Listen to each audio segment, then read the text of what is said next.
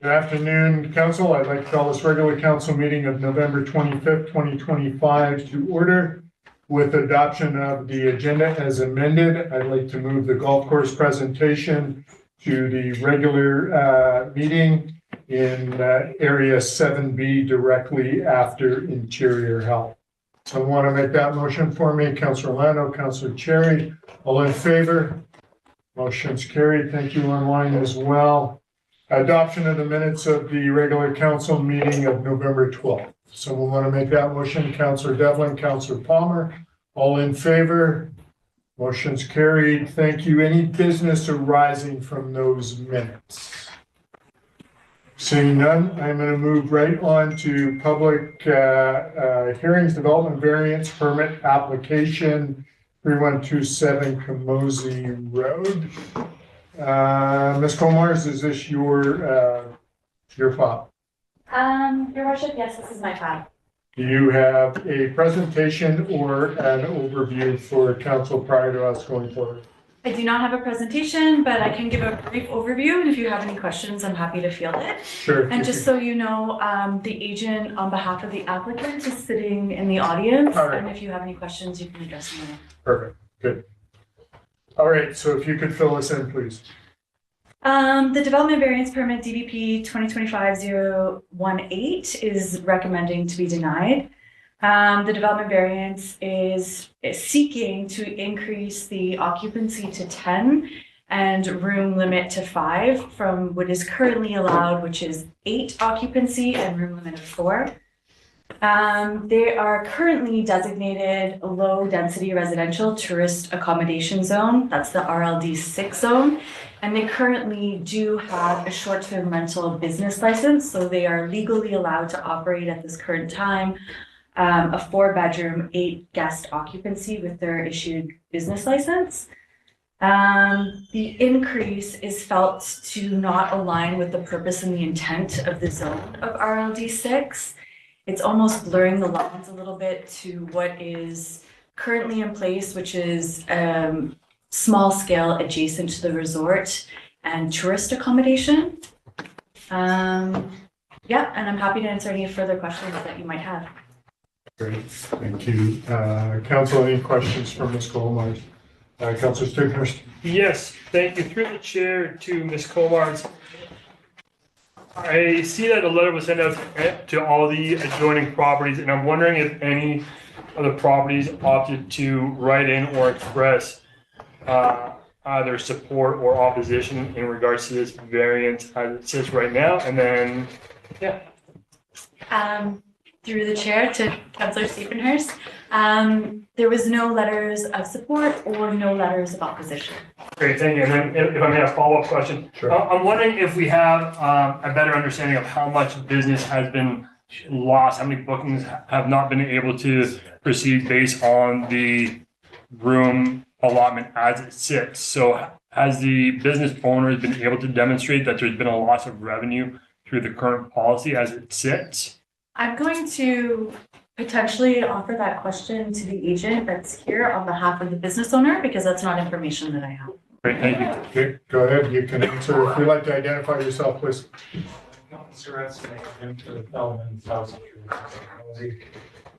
Yes, there's a loss of potential revenue because it's one less bedroom, means one less licensed bedroom, business license. Well, Mayor, it's also just a note, I can't hear this online. Okay, yeah. If you could come up here, Calvin, please. Thank you, Councilor Palmer. Go ahead. Palmer, can you hear me now? Yep. It's Kelvin Scratz, the agent for 3127 Camosi Road for the Feldman residence.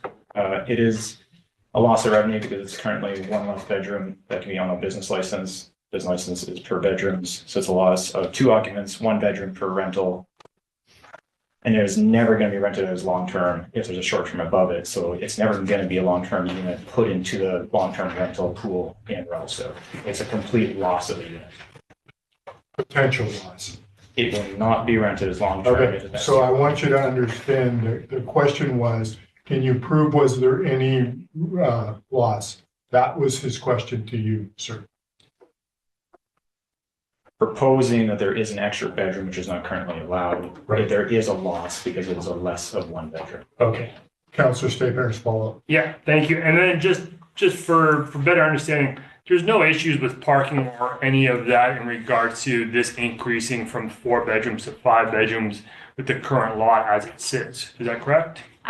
Through the chair to Councillor Stapenhurst, the subject property is able to accommodate parking based on the location and the size of the property. So ultimately, this is really just subjective to a zoning bylaw that stipulates 4 instead of 5, right? At this time, it's literally in relation to how our current zoning bylaw is written and the intent of the zoning bylaw.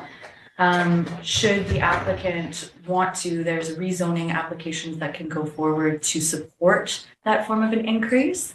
But as we are currently in the process of rewriting our short-term rental regulations, that's something that as a planner, we're currently bound by the zoning that we have. Okay, I'll let you go one more time and then I'm going to ask a question.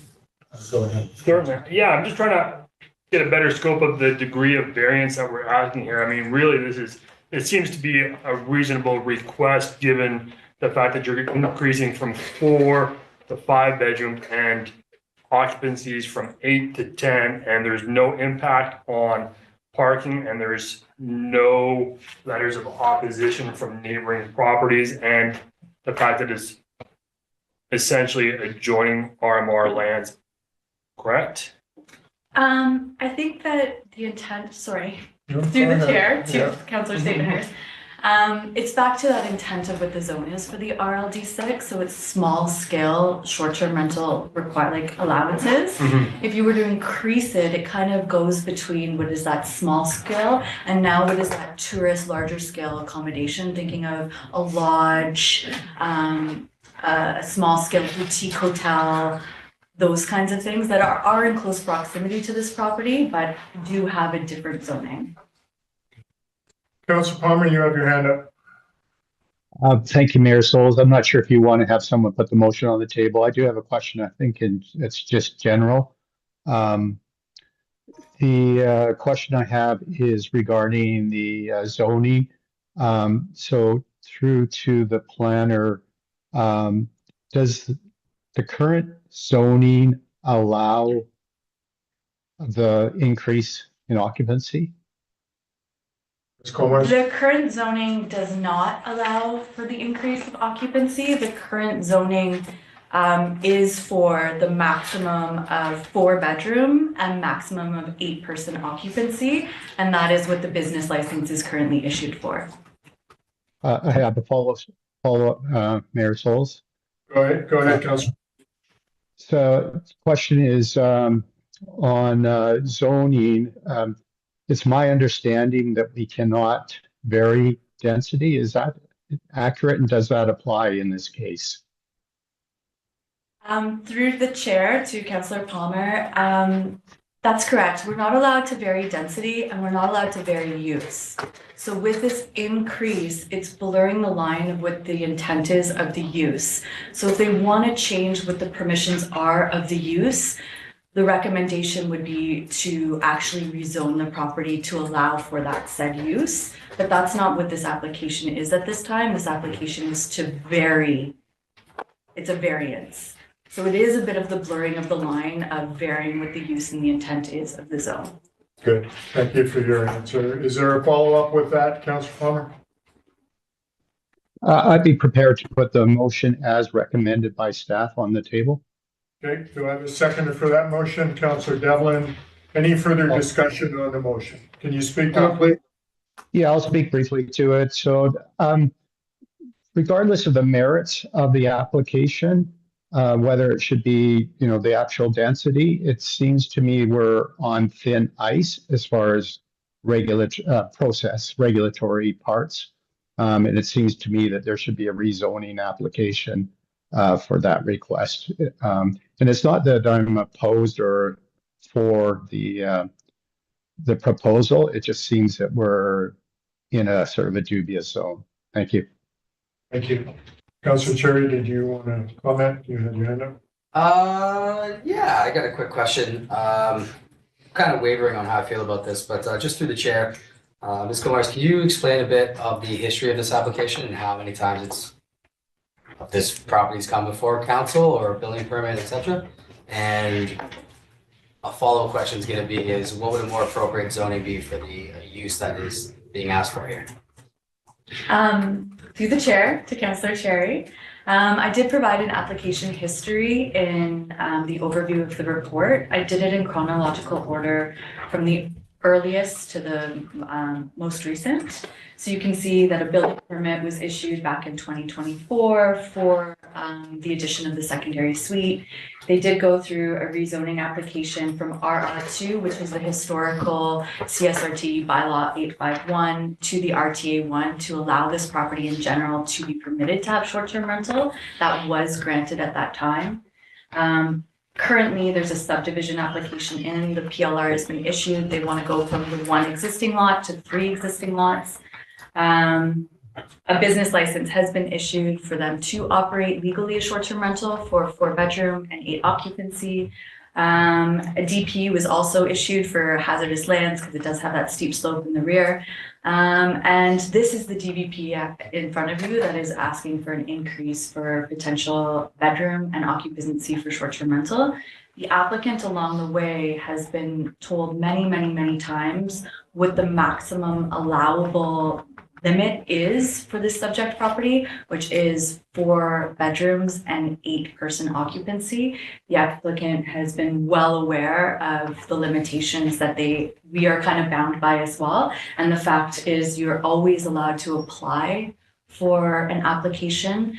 You can always go through the process, but we're going to let you know throughout that process that the recommendation from our department is likely going to be denial because it doesn't meet the intent of the zone. So that has been well informed to the applicant throughout this entire process. Thanks, I appreciate all of that.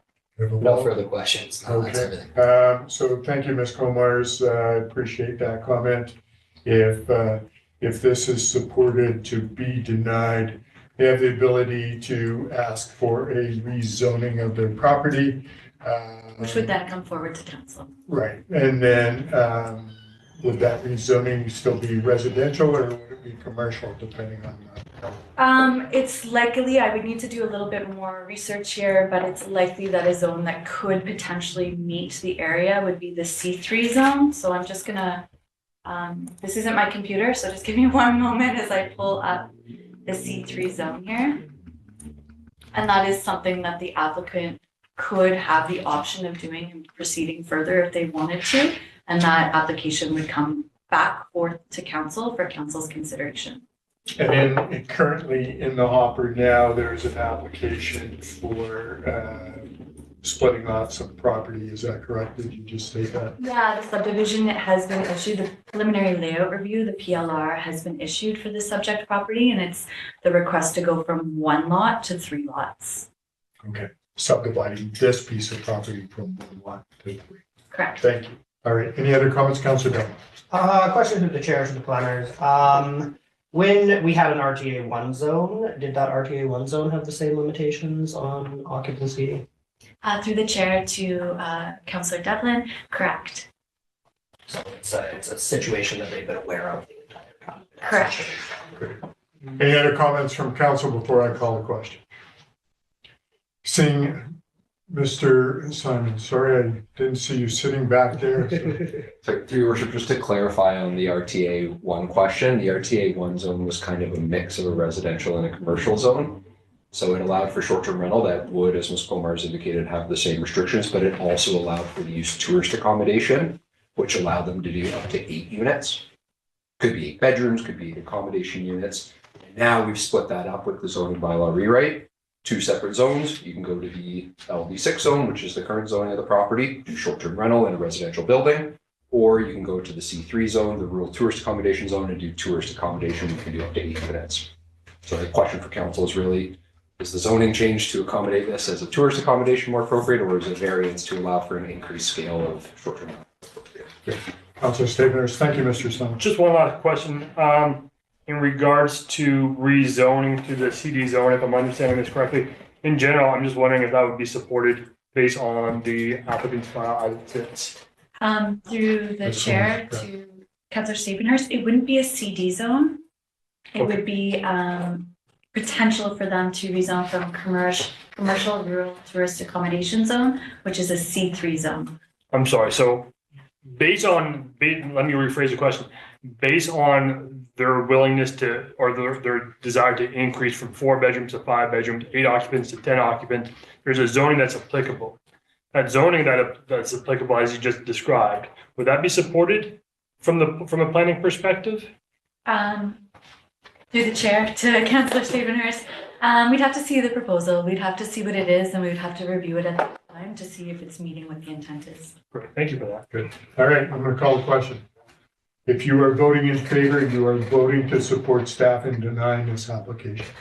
All those in favor? Opposed? Note that it is denied unanimously. Thank you. Thank you, Ms. Comars. Thank you to our proponent. Just going on to announcements from the mayor. We have a big agenda today. I want to make it clear. I would like to be done in 3 hours. That includes in camera. So I want to get through this fairly quickly. So keep that in mind when we have questions to the point. Let's move on.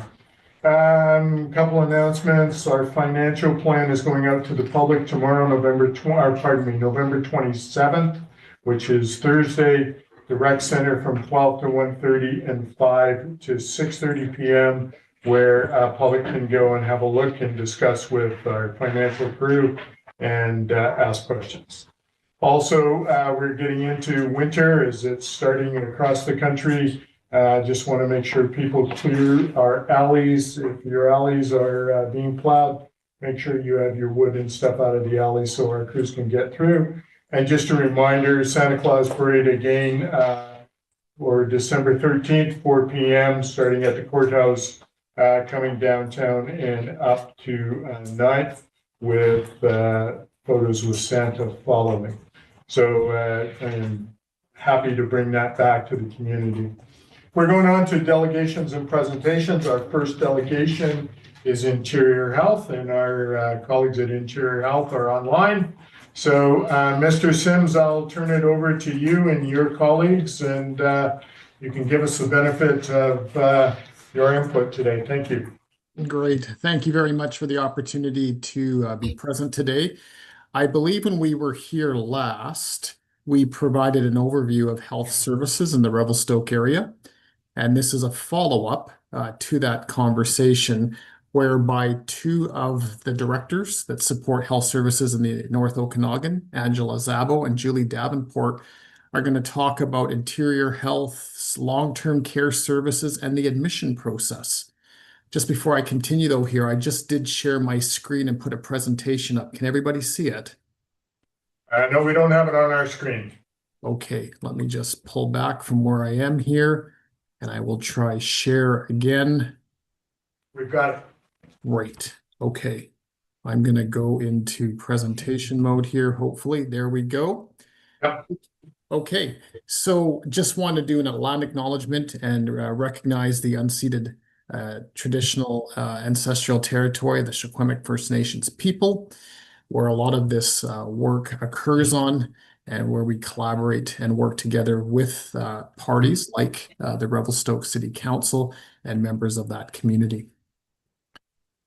And then just a little bit of a refresh here for Mayor and Council. This is the team. There's 8 directors in the North Okanagan that I get to work with each day. And this is the team of 5 that directly provide support to health operations in the Revelstoke area. Carl Rayberger works out of Shuswap Lake General Hospital and has that portfolio. I've mentioned that Angela and Julie are here today. Angela looks after North Okanagan Community Health and Allied Health. Julie Davenport looks after the long-term care portfolio and early childhood development. And not with us today, Megan Thorne looks after mental health and substance use, and Darren Klassen looks after primary care and public health. So without further ado, I'll pass it over to you, Angela, and you can speak about your program and admissions into long-term care. Thank you. Good afternoon, Mayor and Council. Home health provides a variety of at-home and community services to people with acute, chronic, palliative, or rehabilitative health needs. Centralized intake is responsible for connecting our community members to resources within the home health portfolio, including assisted living, long-term care, and short-stay beds, which would include our respite, end-of-life, and convalescent beds. A community member may self-refer by contacting our 1-800 centralized access number, where a nurse will ask some questions to confirm the individual's needs, their level of urgency, and their eligibility for services. The Access team is a transition liaison nurse who's responsible for waitlist management activities, where they match clients requiring long-term care or assisted living services with available vacancies. Next slide, please. The Access team, back one. There we go. The Access team is a transition liaison nurse responsible for waitlist management activities that matches clients requiring long-term care assisted living with available vacancies. These beds that are accessed may be privately or publicly funded. Mount Cartier, for example, is an IH-owned and operated long-term care facility in Revelstoke. We currently have one individual in the North Okanagan waiting for placement in long-term care in Revelstoke, the average wait being 13 days. Next slide, please. Long-term care is accessed either through central intake or through case management. So central intake would be for individuals that are new to our team or new to our resources. And case management are the clinicians that support and coordinate care for individuals that are already accessing home health services. Clients may elect to be placed on either or an interim care home or a preferred care home. The assumption is that when a client is placed on a wait list for long-term care, they are able and ready to move into long-term care. Clients are required to identify up to 3 primary care homes before they can be waitlisted or offered an interim care home. So an interim care home is often the first place a client goes to, and it could be any available bed in a geographical area. After the individual accepts an interim care home, they can then move to their preferred care home. Not everybody identifies an interim care home first. Some individuals prefer to wait for their preferred care home. Our prioritization in terms of how clients access long-term care is based on what we call intolerable risk. So that recognizes that there are circumstances, situations where individuals are in a situation of risk that despite everybody's efforts, whether they're healthcare professionals, family, the individual or caregivers, are unable to mitigate the risk, followed by spousal reunification. So this would be a couple who one of them may be in a long-term care assisted living residence, and the focus is on having them co-locate or reunicate again so that they can live in their partnership. And then the third way of prioritization is the length of time on the wait list. Next slide, please. Assisted living is semi-independent living for adults who are able to make decisions on their own behalf but require support with their day-to-day needs due to physical or health challenges. There are 158 privately funded assisted living residents in the North Okanagan. Moberly Manor in Revelstoke has 11 apartments and are an example of one of our assisted living residents. There are currently 0 clients on the wait list for Moberly Manor.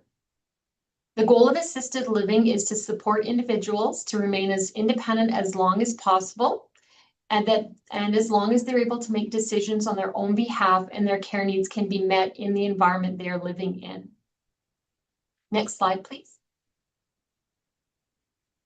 Short stay beds. We have 2 short stay beds at Mount Cartier Court in Revelstoke. And these beds are placed throughout the North Okanagan, and I believe Julie will speak to them in more detail. So I'll just give very high level. These beds are for convalescent care, palliative care, or respite care.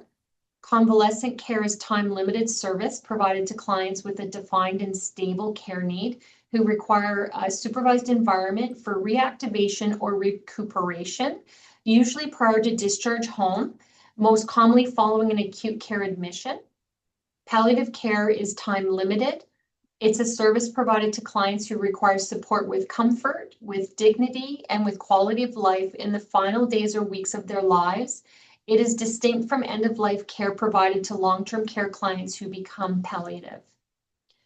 We also have a contract in place with the Shuswap Hospice Society based in Salmon Arm, who provide end-of-life support and services to individuals in Salmon Arm. And we have a contract in place with the North Okanagan Hospice Society, who have 12 beds available that we are able to access right across the North Okanagan, including Revelstoke. And so that's a residence that individuals can stay at temporarily to either receive support with managing symptoms, with respite for caregivers, or for end-of-life care. Respite care is also time limited. It's a service for the purpose of allowing clients and principal caregiver a period of brief relief, or to provide the client with a period of supported to care to increase their independence. Thank you. That's great, Angela. Thank you. If it's okay with Mayor and Council, we'll transition over to Julie Davenport on her long-term care portfolio, then hold questions to the end. Would that be okay? That's great. Thank you, Mr. Sims. Great. Over to you, Julie. Hi, everybody. I appreciate the opportunity to be back again and just presenting. So thanks for that. So I'm just going to take a few minutes to talk about long-term care, and of course, specifically here in Revelstoke. So next slide. So just a reminder, I know I chatted about this before. So long-term care provides 24-hour professional nursing care for adults who have complex needs and who can no longer be cared for in their own home or in an assisted living residence. Typically, that is, they're quite senior, so we see an older population. There are at times that those who are younger need long-term care, but really for us, it's providing that care that families are no longer able to. And so we essentially become, the person's home, which we, of course, we take so seriously. So what I love about long-term care is that we are able to look after those who looked after us. And that is certainly the case here in Revelstoke. So next slide. So we have a beautiful building in Revelstoke, and that's Mount Cartier Court. It's Interior Health owned. We have 42 beds there. 40 of the beds are long-term care beds, 2 are short stay beds. And thanks to Angela for giving the definition of the short stay beds. Of those 2 beds, how we manage them is that we have the one for respite. So that's, of course, for caregivers, not being able to support them. Burnout can be high. And so having that respite bed is really an opportunity to give caregivers a break. And also, too, it can help with the journey towards long-term care.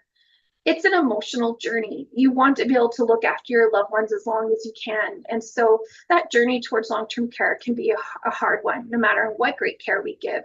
And so with respite, it's a nice bridge in that they start to get that experience, become familiar with the facility and the staff.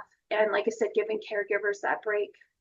The other bed is what we call flex bed. So it'd be convalescence, respite, or end of life. But this has been an ask of the community, and one that we've heard loudly and respect is the need for palliative services. And so the one bed, while we can utilize it in different ways, the priority is end of life care. And really, the reason why we're able to do it in such a degree with the quality that we have, it's the foundation. The foundation has been instrumental of just making sure that room and space really is supportive of family. That it's the end of a journey for someone. And so be able to create a setting where it feels very much at home, and they're comfortable, and they can stay with their family as much as they want. We have no restrictions on how long you are in the building as they transition for that last bit of their journey. And so I really can't stress again how lucky we are to have the foundation support to be able to create a space that really supports families and loved ones with their person. So keeping that in mind, so the next slide.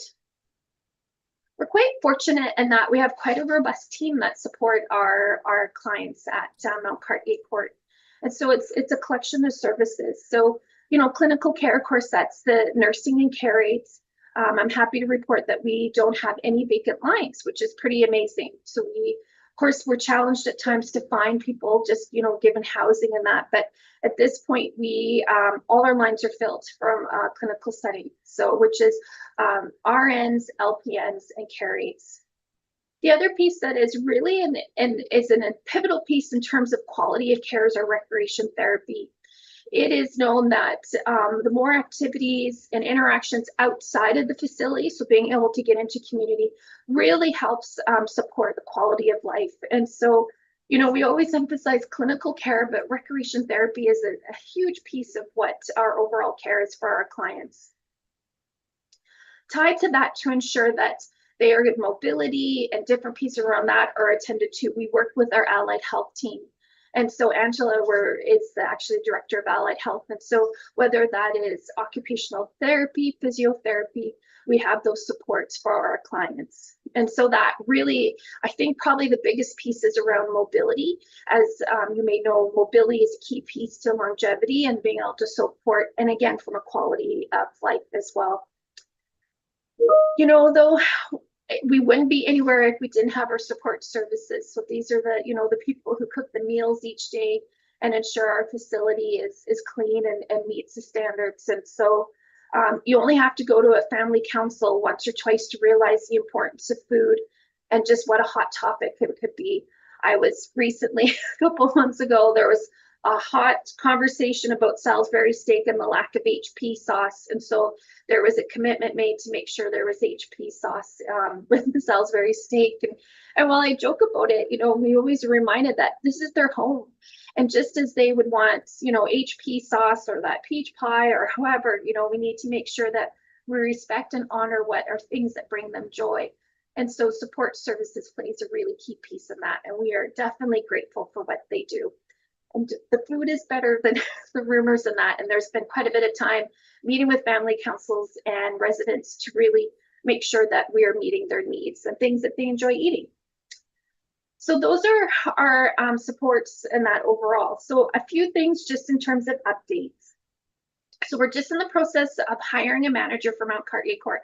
We've been on a bit of a journey where we had interim managers. So we're finally at a place that we could hire someone permanently, which is so important for our site to have that continue. Oh my goodness, I can't speak. Just to have that leadership at sites. As you can imagine, having different people in and out, it doesn't help us. And so having that permanent role will absolutely be key. What's also great about that is that we have now Carl, who you probably have met, who's director of QVH. And so that relationship with the hospital is definitely being fortified and just supported, and that with him being there so much and me, of course, traveling out to Revelstoke as well, is ensuring that the hospital and our facility are working close together. So it's great to have that leadership there, which we get with Carl. One of the other things I wanted to highlight, and this is, to be honest, is a real positive piece for our facilities, that we actually have quite a few youth volunteers. And so I really need to acknowledge our school district and their support through work experience, and that it's such a key piece that, to have many generations come together. And so the school district has been such a positive partner for us and having those opportunities for youth. We also have youth who just volunteer as well. So I think that's a testament to your population, just to let you know, because it's probably, of all my sites, we see the most youth volunteers at Mount Cartier Court. So it's something to be quite proud of. So for us, like I said, we're doing well. We have the challenges as we always do in long-term care and healthcare, but for us, things are going well at Mount Cartier Court, and with the hiring of a manager, we continue to see that. And for myself, obviously, seniors care is quite a passion of mine, so I'm excited to continue this journey with the facility. And that is long-term care. Thank you, Julie. I'll pass it over to you, Mayor and Council, for any questions that you have from the presentation today. Appreciate the opportunity to present.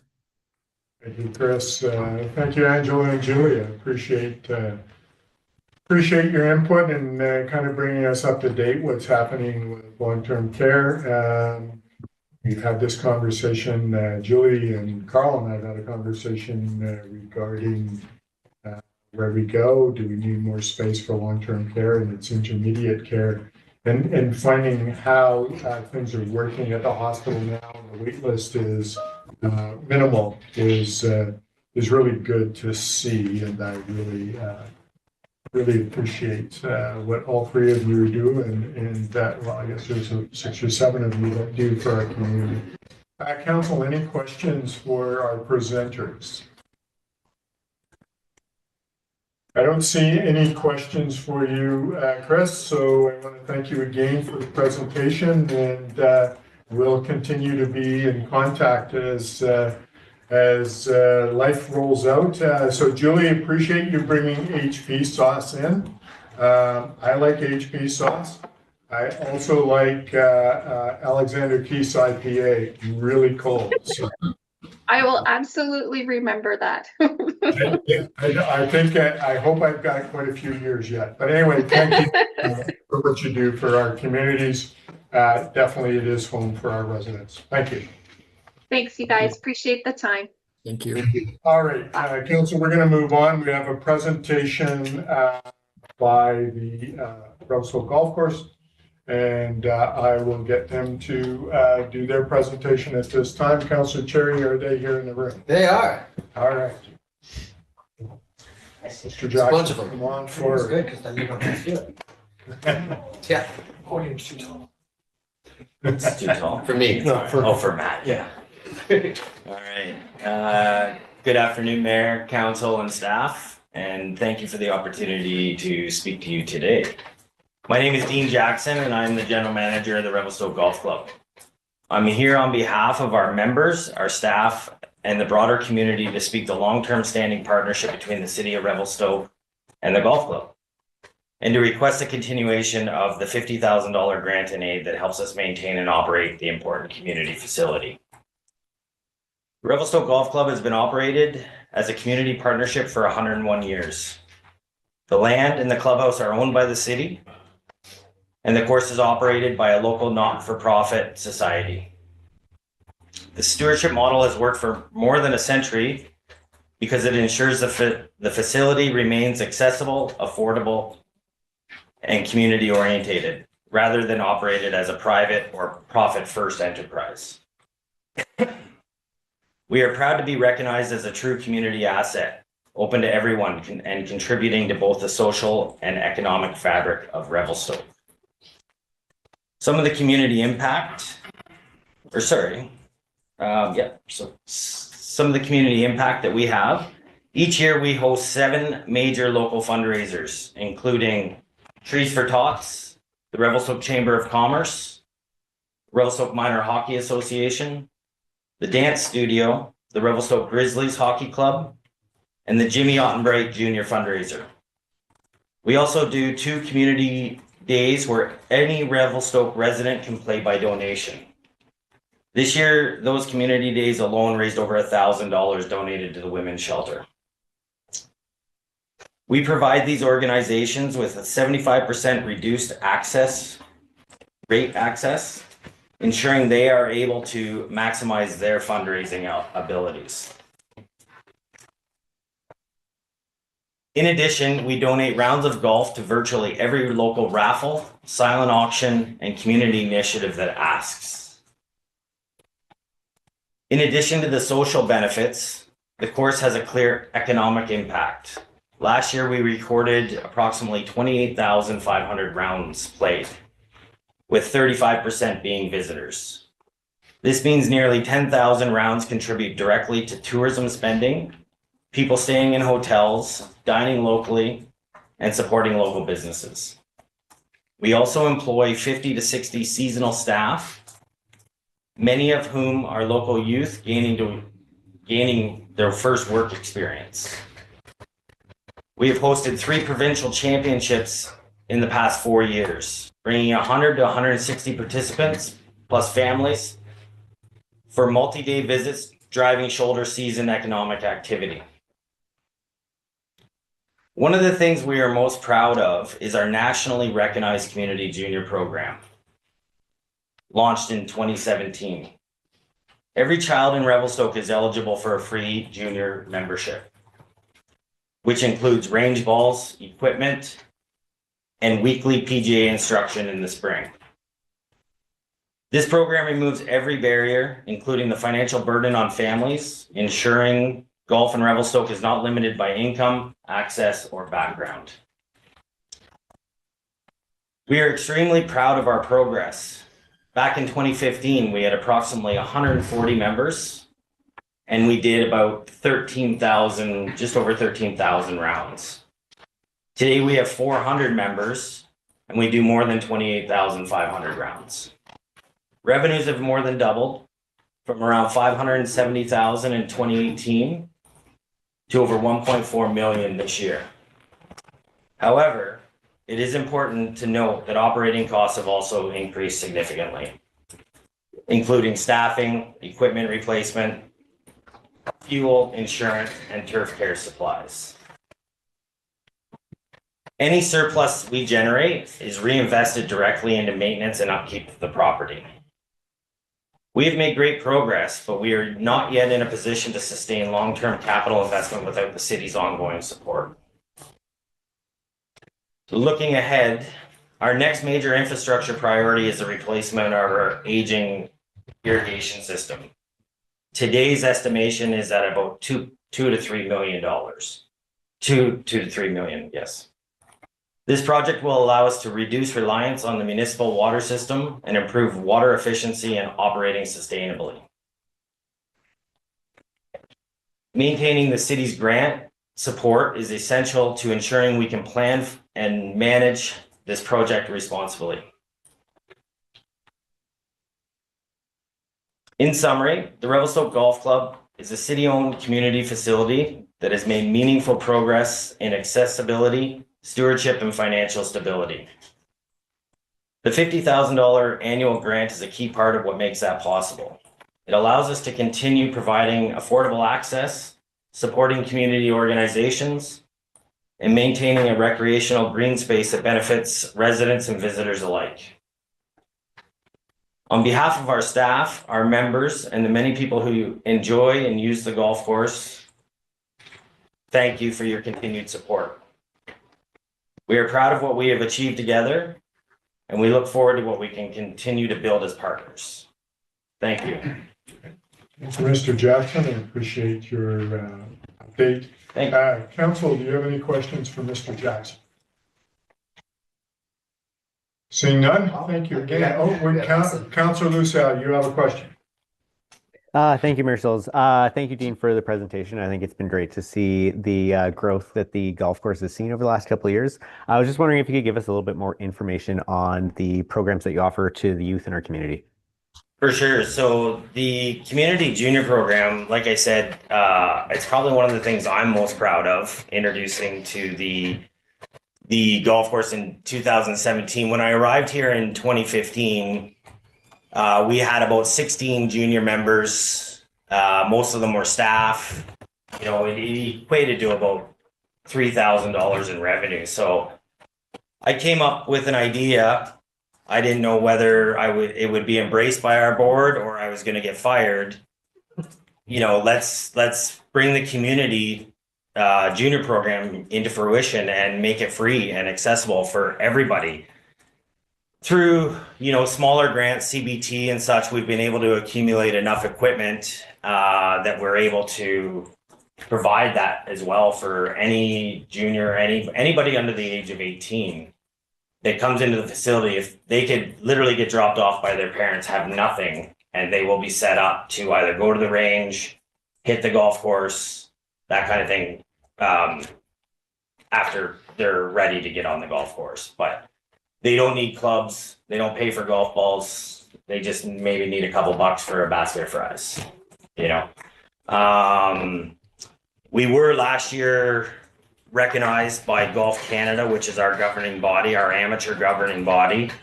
We were a finalist in Junior Golf Facility of the Year, and pretty proud of that. We didn't unfortunately win, but we came a close second to another facility in Ontario. So. Okay, well, thank you for that. Follow-up, Councilor Lucille? No, that was great. Thank you for that. Councilor Tippiners? Yeah, I have a question in regards to your visitations. I'm wondering if you guys are collecting any of the data from the visitors that you're seeing and able to reference that in the future of like how many are residents, how many are visitors to our community. For sure. So our point of sale system that gathers the information, we gather postal codes. We work actually with Tourism Revelstoke with that as well. We do our stay and play packages, which we work with the RAA as well. Okay. And we do accumulate that data. I don't have that with me right now, but I could follow up with you on that if you'd like. Okay, great. And then maybe just a quick follow-up question is in regards to Tourism Revelstoke. I'm wondering if you've been able to access any of the funding through MRDT for the golf course.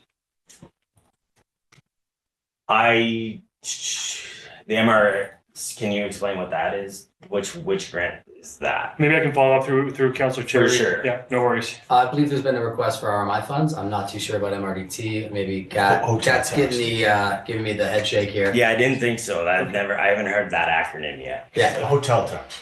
Oh, RAA, yes. No, MRDT. Same. Yeah. Is that okay? So I'm just confused Yeah. about the acronyms. Yes, no, we do access a little bit of the RAA. They do support us in some of our marketing. Okay. And then basically through our stay and play package. Okay. So, did you want me to explain that? No, that's okay. Yeah. Thank you. Appreciate it. Great. Councilor Cherry, go ahead. Thanks. Appreciate you guys coming in. It's great to see the snapshot, especially seeing where you were to where you are. Although there's been a growth in revenue, I'm just curious where the golf course would be without the Canada Summer Jobs Grant and this financial ask on an annual basis. Yeah, that's a great question, Matt. The Canada Summer Jobs Grant we've applied for I guess the last 4 to 5 years and been quite successful in that, where out of the 4 out of the 5 years we've had significant $50,000 to $80,000 basically go directly to our labor bottom line.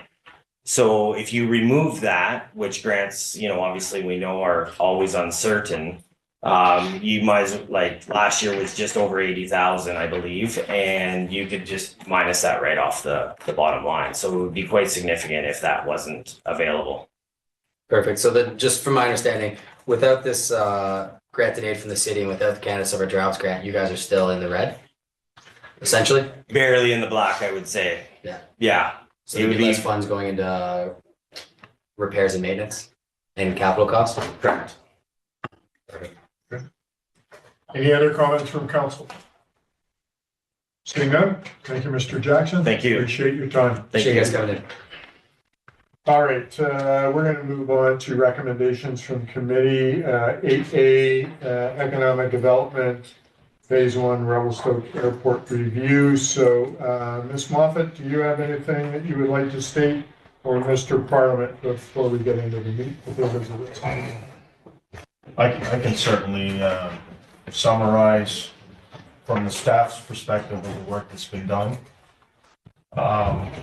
When we contacted the CSRD, a good year and a half ago, asking questions about capital upgrades specific to the 2022 study, what is going to be part of the budget in terms of infrastructure upgrades, it became apparent to us and staff that the CSRD was facing capacity issues like we do.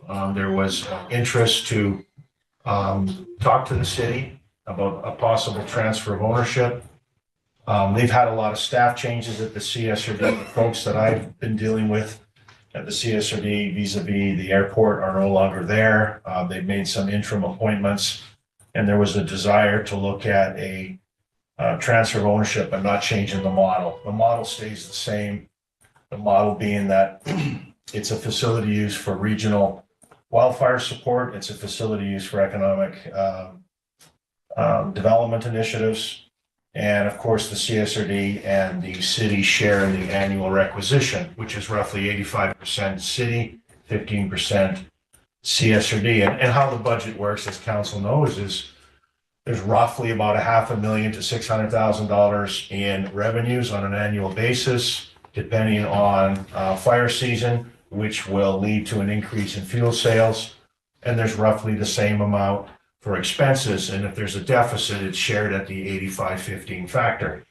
What the city would like to do is apply for grants to get a master plan done.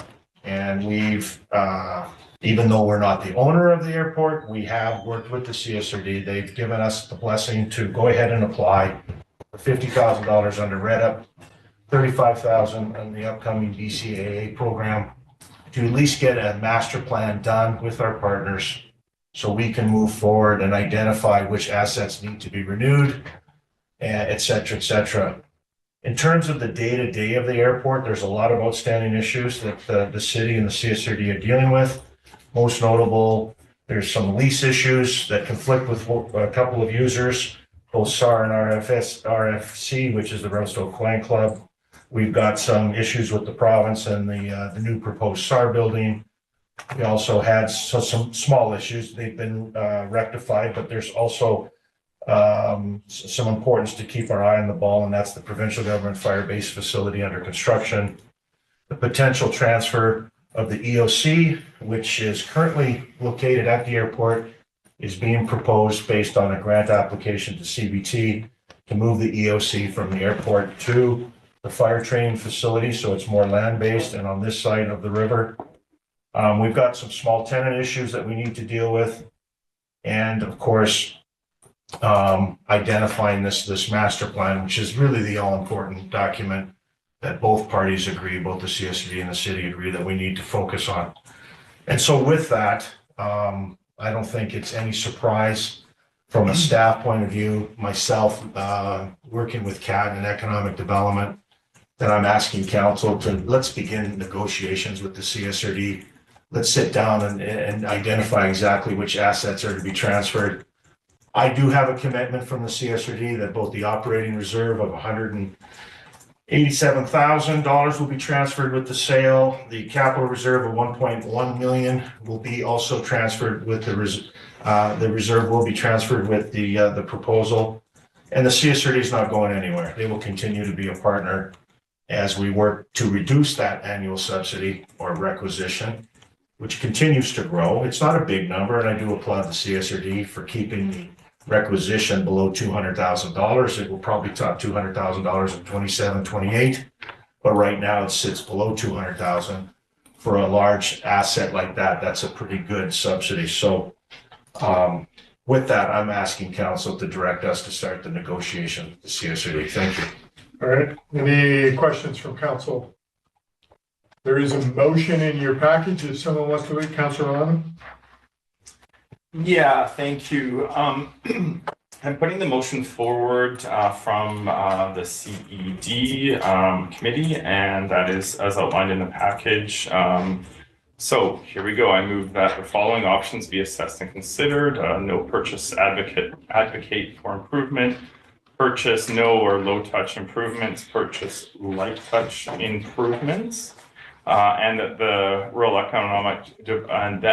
economic diversification infrastructure program REDIC capacity grant opportunity for project planning be pursued, and that additional grant opportunities be pursued to explore further planning and complete required maintenance outlined in the Revelstoke Airport Development Plan dated October 18th, 2022, if purchased, including but not limited to 1. Rural Economic Diversification Infrastructure Program, number 2, BC Air Access Program, and number 3, Airport Capital Assistance Program from Transport Canada. All right, seconder for the motion, please. Councilor Palmer. Discussion on the motion. Councilor Orlando. Yeah, thanks. So this was referred to the Revelstoke Area Economic Development Commission, who, as outlined in the report, prepared a short couple subcommittee meetings to create recommendations for council on what next steps to take.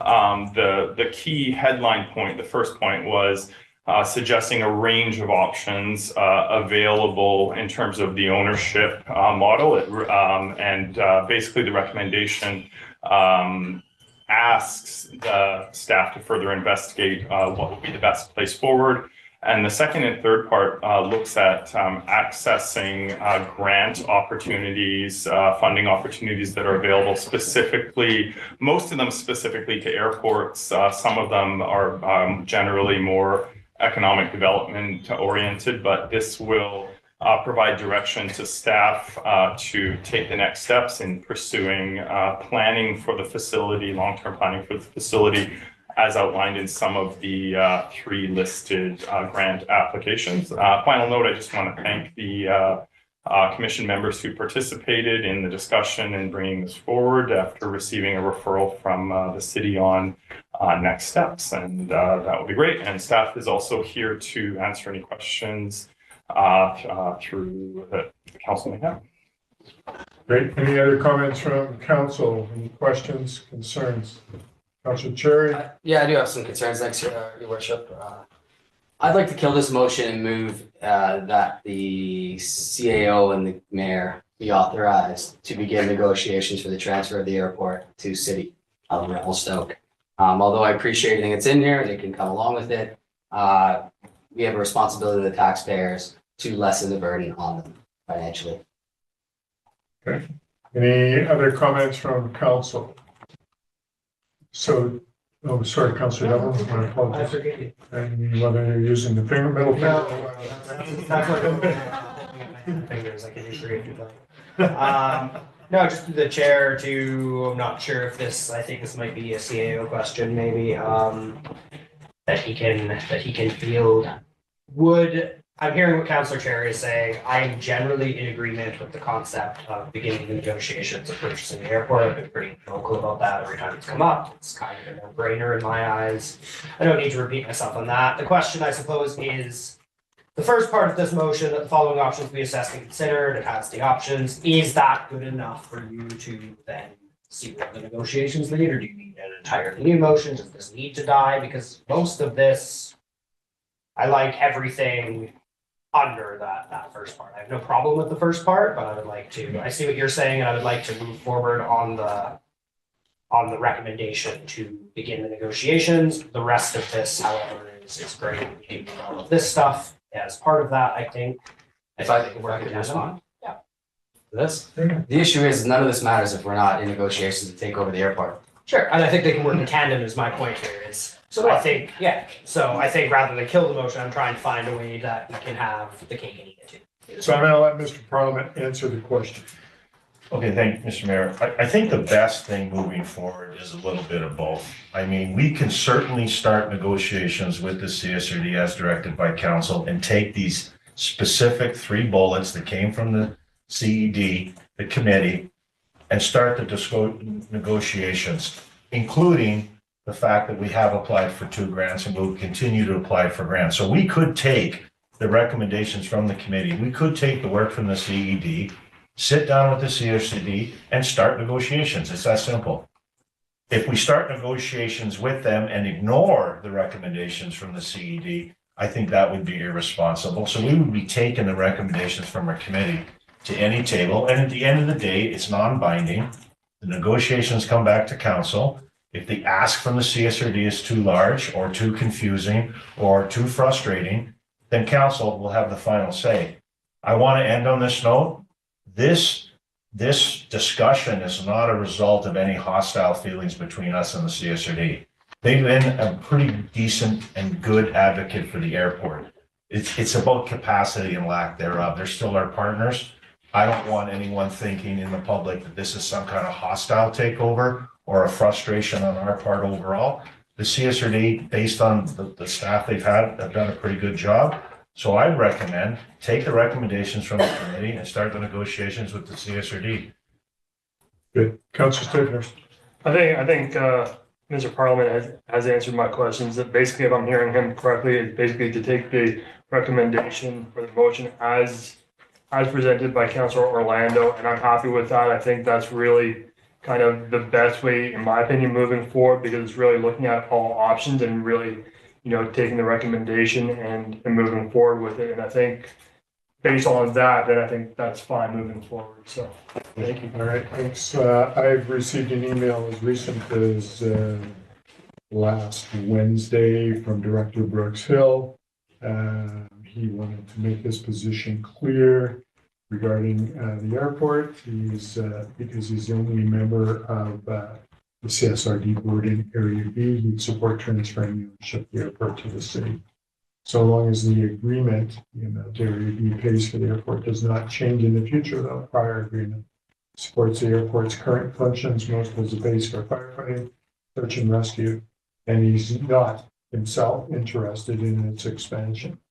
Area B is not interested in funding any expanded functions for it. However, there's still the 85-15 contract, and they're willing to support that. So I agree with the motion that's on the table. I'm going to support that. It gives Mr. Parliament and CSRD some ways to negotiate. And yes, we went to economic development to give their input. They've given it. I definitely do not want to throw that out after they've given their input.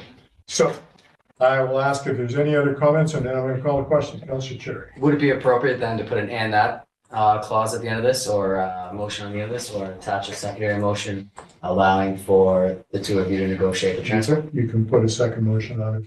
Well, I will most likely after this. Okay. So I'm going to call a question on the motion on the table. All those in favor?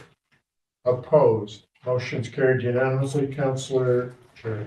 Thanks. I'd like to make a motion. I believe it was attached on the original, the way it was worded, but I'll try the best from memory here. The council.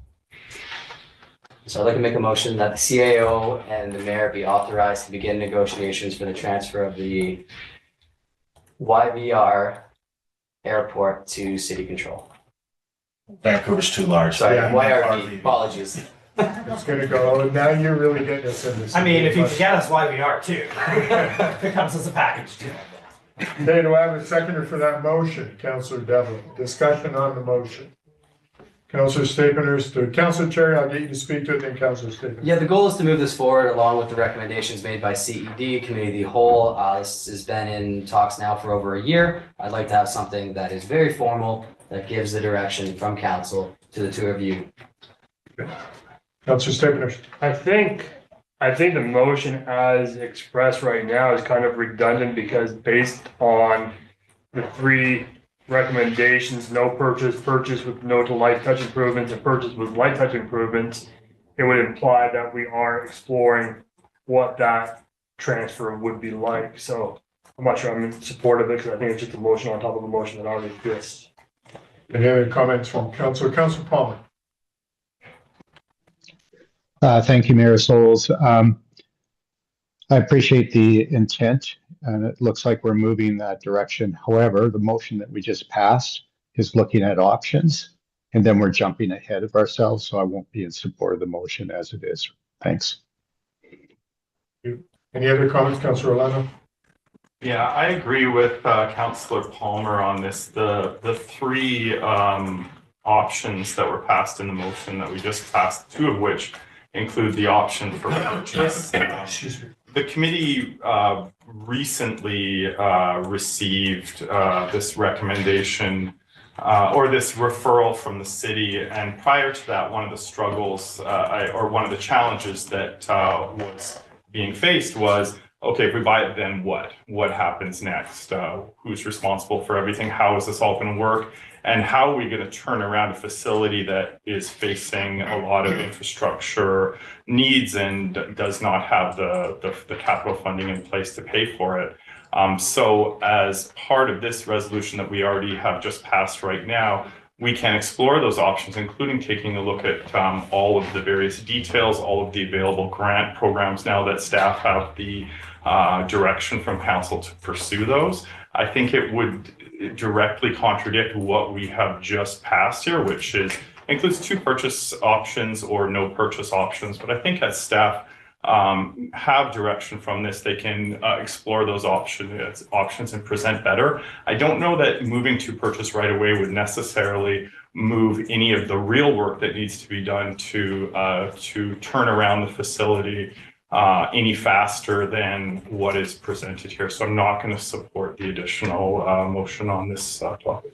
Okay. Any other comments from Councillor Devlin? Just to point out for council's consideration that we lack any ability to do any of aforementioned real work to turn around the facility if we don't own the facility. We have no capability to do any of that. We simply have to pay for what the CSRD decides to do, which, as we've heard, is going to be nothing. So we will be dumping slightly less than $200,000 of taxpayer money into this every year until we actually own it, because we have no ability to do anything else. We have no ability to opt out of paying 85%.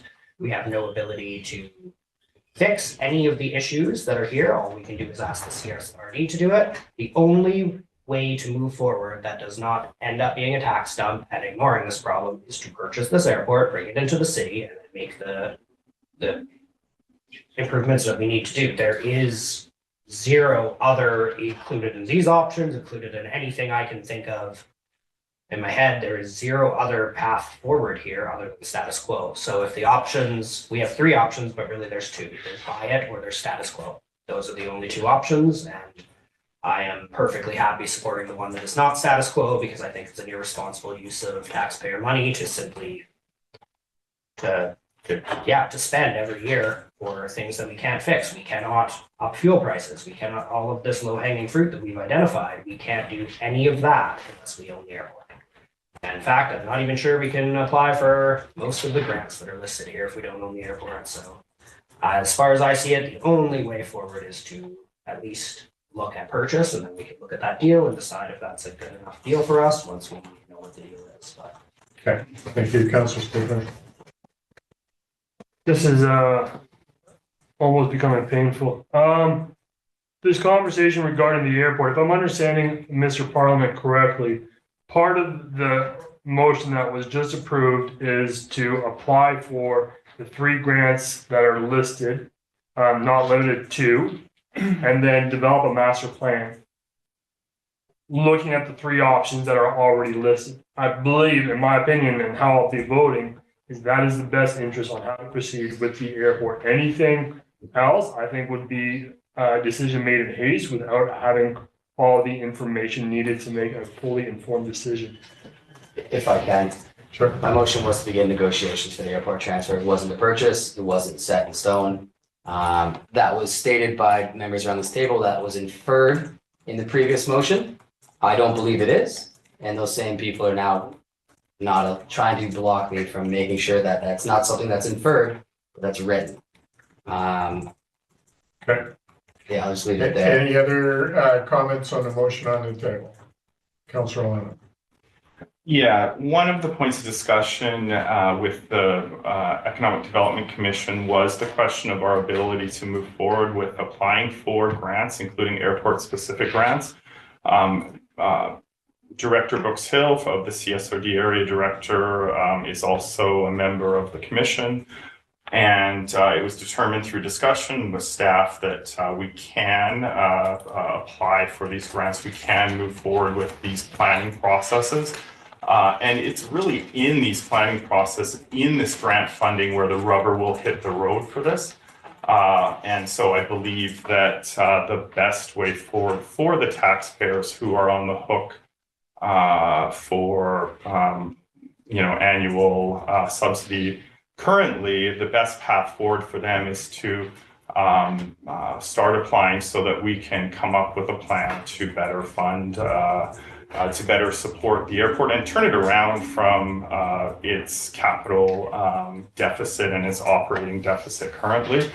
That is outlined in the approach, is outlined in the existing motion that we just passed, that staff further consider and identify options, purchase and no purchase. So we will get to that point, but I think ahead of time, what is recommended is getting busy with those, accessing those grants, giving direction to staff to pursue those, and put funding to these questions of finding solutions to the capital and operating deficit by putting in the work to do so.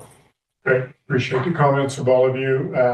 I understand the intent of the motion. It's to start the negotiations. It'll be conversation only at this point, and I'll support that as well as what we've already put forward. And if it's denied or doesn't pass, then it doesn't pass, but we've given CED and Mr. Parliament some things to do for this airport. So I'm going to call a question on the motion on the table. All those in favor? Opposed? Note that Councillor Stapenhurst, Councillor Palmer, and Councillor Orlando are opposed. Balance of council is in favor. This motion passes. Thank you. All right, I'm going to move on to item B, short-term rental project. Mr. Simon, do you have a brief overview? I know that we've talked about this several times in the last few months. So when I say brief, give me 2 words. No comments. Okay, that's 3. 4. All right, someone want to put the motion on the table for me, please, Councillor Chair. Move that short-term rental project, draft policy scenarios, housing impact analysis dated November 13th, 2025 be taken to the public for feedback. Second for the motion, Councillor Devlin. Any further discussion on this motion? I think this is a great way of going out to the community to hear what they have to say before we make any policies as we move forward. I'm going to call a question. All those in favor? Opposed? No, motion's carried. Thank you. All right, moving on to communications plan. Does someone want to put that motion on the table for me, please? We've got 3 readings on it. This is about adoption. Councillor Palmer, do I have a seconder? Councillor Cherry, do you want to weigh in? Councillor Palmer, any statement before we call a question? Sorry about the delay. No, just good job on staff on putting a pretty clear presentation to us that we had at the committee of the whole. And so look forward to having this in place. Thank you. All right. Any other comments? Seeing none, I'll call the question. All those in favor? Opposed? Motion's carried unanimously. Thank you, Ms. Williams. Appreciate it. And yes, you can raise your arms in the air. You've done an incredible job. So thank you. All right. We are going to move on to item D, council attendance at conferences. This has been brought up at the governance committee. Someone will put this motion on the table for me, please. Councillor Devlin. I'll move the council attendance at conference policy C10 be considered for approval as presented and that policy be categorized as council policy. Seconder for the motion, please. Councillor Stapenhurst. Any discussion on this motion? Councillor Palmer. Just a technical thing. The motion as it stands right now has that be considered for approval? Are we not actually wanting the motion to read to be approved? Ms. Floyd. We Yes. want it to be approved. Duly noted. I shall rescind the words be considered. All right. And Councillor Palmer, you seconded. You're okay with that change? I seconded. I'm okay with it. Oh, sorry. Councillor Stapenhurst, you're okay with that. Perfect. All right. Any other comments? Councillor Orlando. Yeah, I think as it currently stands, I'm not necessarily in favor of this. I think there's a bit of an oversight on a few specific issues, and I was maybe that concern could be alleviated through discussion. I guess the main thing driving this is budget for how much it costs to go to all of the conferences. One of the issues I think is deadlines, like when are we applying? Are we just running through the fund until it runs out and then we cut off? Is there an intake window for attending events? How will we balance this? So if it's possible to address that. Sure.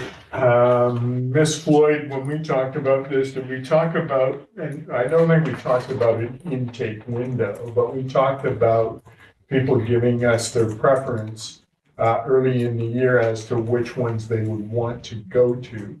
And then we would go to council and make a council decision as to who wants to go to XYZ conference and look at it from that perspective. Am I correct in that? Thank you, Mayor Sells. Yes, the governance, actually, I brought a policy that was more specific on the number of individuals that could attend each conference. However, after discussions, we thought that perhaps it should just be the events that are more approved. In terms of the budgeting, that's kind of up to council, how you want to manage that. It could be, early in January before any of the registrations come out. This list comes out and council chooses. Would that work for you, Councillor Lano? Or do you want to discuss further? So for clarity, there would be one intake for the listed conferences. Or, you could say at the beginning of the year, I have interest in this, but dates haven't been determined yet, and I don't know what my personal schedule is, and go from there. I think that's kind of the intent, or did you want it nailed down? Ms. Boyd, do we want it nailed down as definitive? Thank you, Mayor Sells. No, I don't think it needs to be nailed down definitively. I guess it depends on the budget. I believe that the budget is approximately one conference per council member. Is that correct, Ms. Moore? Through the chair, it's between 1.5 conferences. So some council members can attend 2 conferences and some can attend 1. Okay. Councillor Stickners, did you want? I think I'm gonna hold my comment. I'll get a point of order.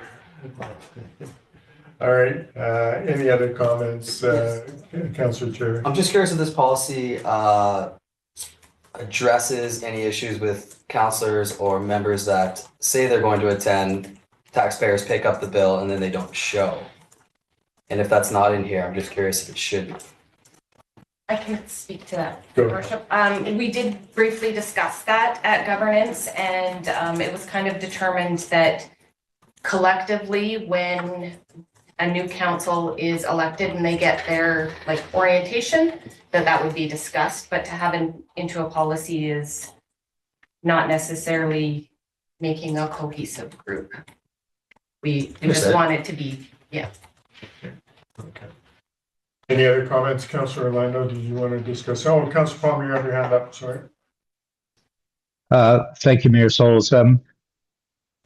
Just a note, council was invited to come to the governance committee. We were discussing a number of these items there, getting bogged down onto fairly details. This is a policy, and we can't expect that this policy will look at every scenario. So I think basically what we have here is just being cognizant there is budgetary constraints. Because it's a policy, if there's some specific needs, we can look at those needs at the specific needs at the time. And so I think the policy is a good one just to pass. And if there needs some tweaking in the future, we can do that. At least we have some guidance. Thank you.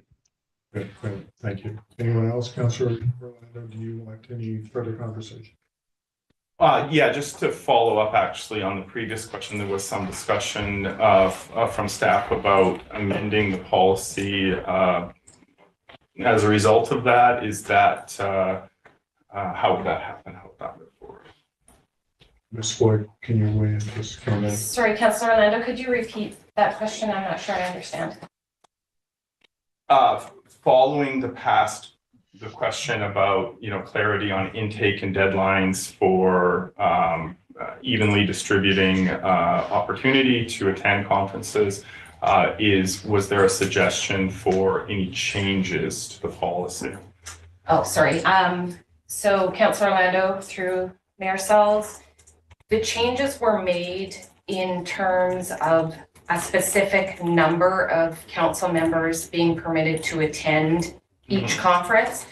And we had a discussion that, for example, SILGA is being hosted in Revelstoke next year. So it would be ridiculous to limit the number. So it was just to make it more broad, to allow more of a variety of options. Councillor Palmer, you have your hand up again. You want to add to that comment? Yeah, with reluctance, Mayor Souls, because I know you were wanting to keep this moving along. This feels very much a repeat of the committee level. So there was a draft policy that staff had put together based on comments from others. The committee made recommendations generally to make the changes that are reflected in the policy that's in the package right now. That's how that came to this point. And just a reminder, there wasn't a policy before, so this is it. That was coming from recommendation from the committee. Thanks. So Councilor Orlando, one last time, are you comfortable now with how comments have been made? Good question. I guess my comment at this point, Your Worship, is what will happen? Like, so if we run up into that budget limit, how are we going to be deciding if multiple people want to attend events and we're getting over there? How are we sorting out that particular issue? I think we'll have to discuss that with Director of Finance at the time to see where we're at with budget and if it seems appropriate for everyone to go who wants to go, is how do we pay for that? Is that a fair comment, Ms. Moore? Sure, that's a fair comment. Okay.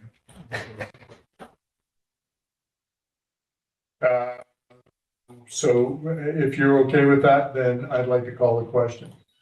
You want one more comment? Yeah, just another comment. So so what I'm concerned about is the situation where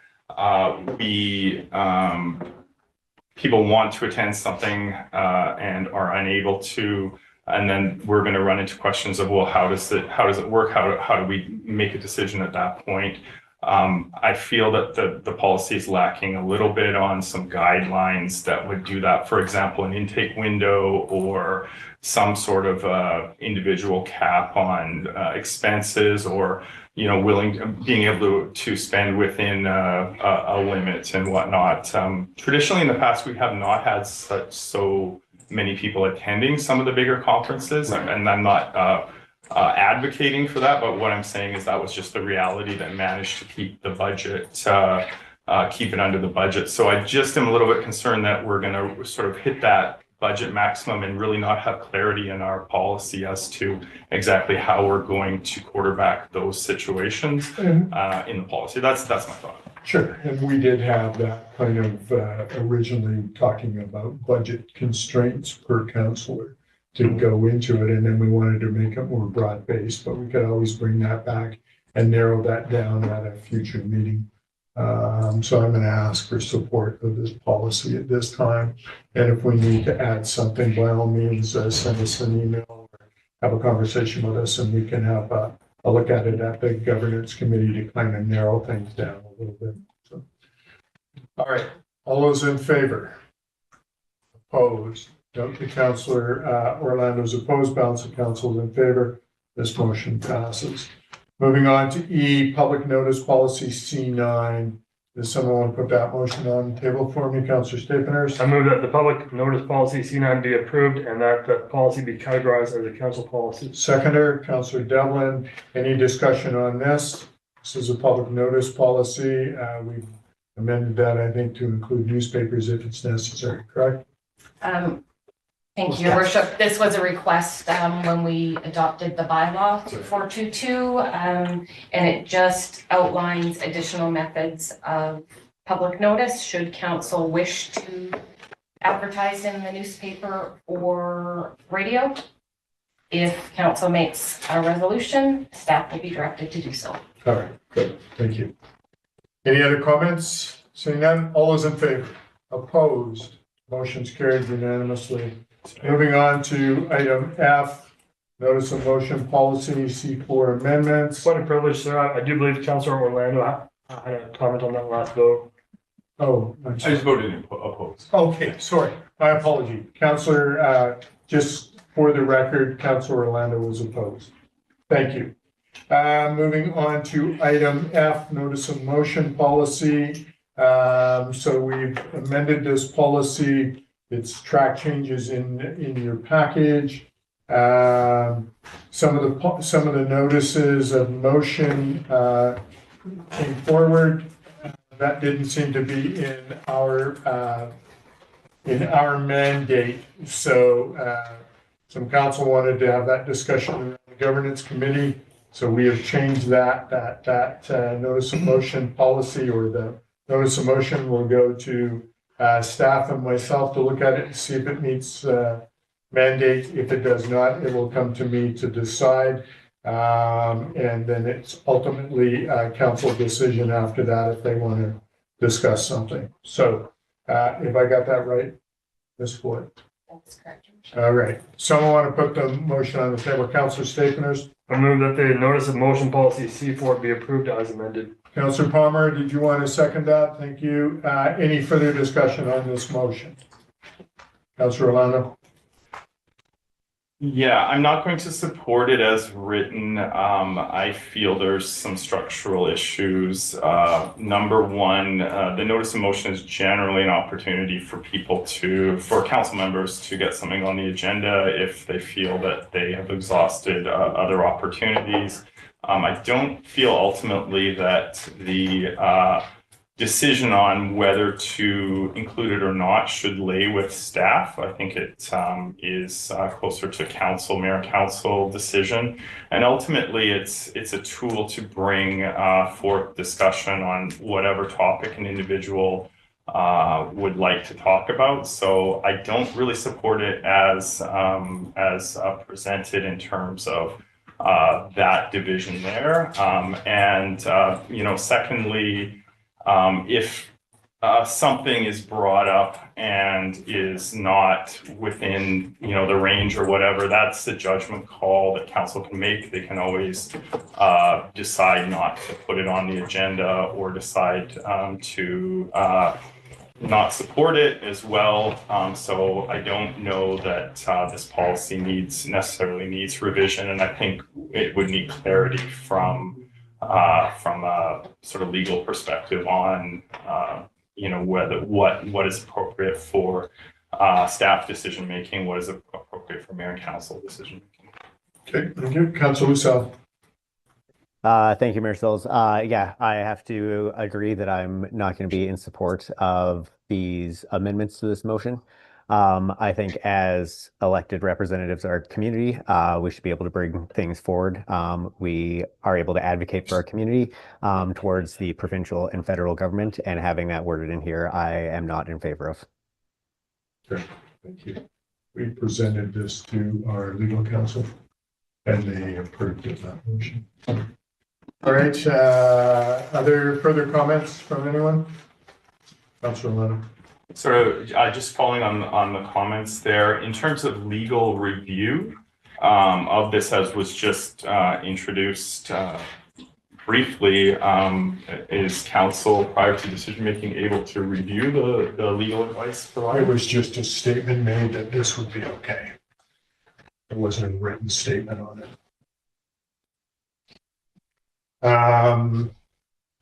So one way or the other, either way, the delegation, notice of motions comes to this table. If you defeat this, that's fine.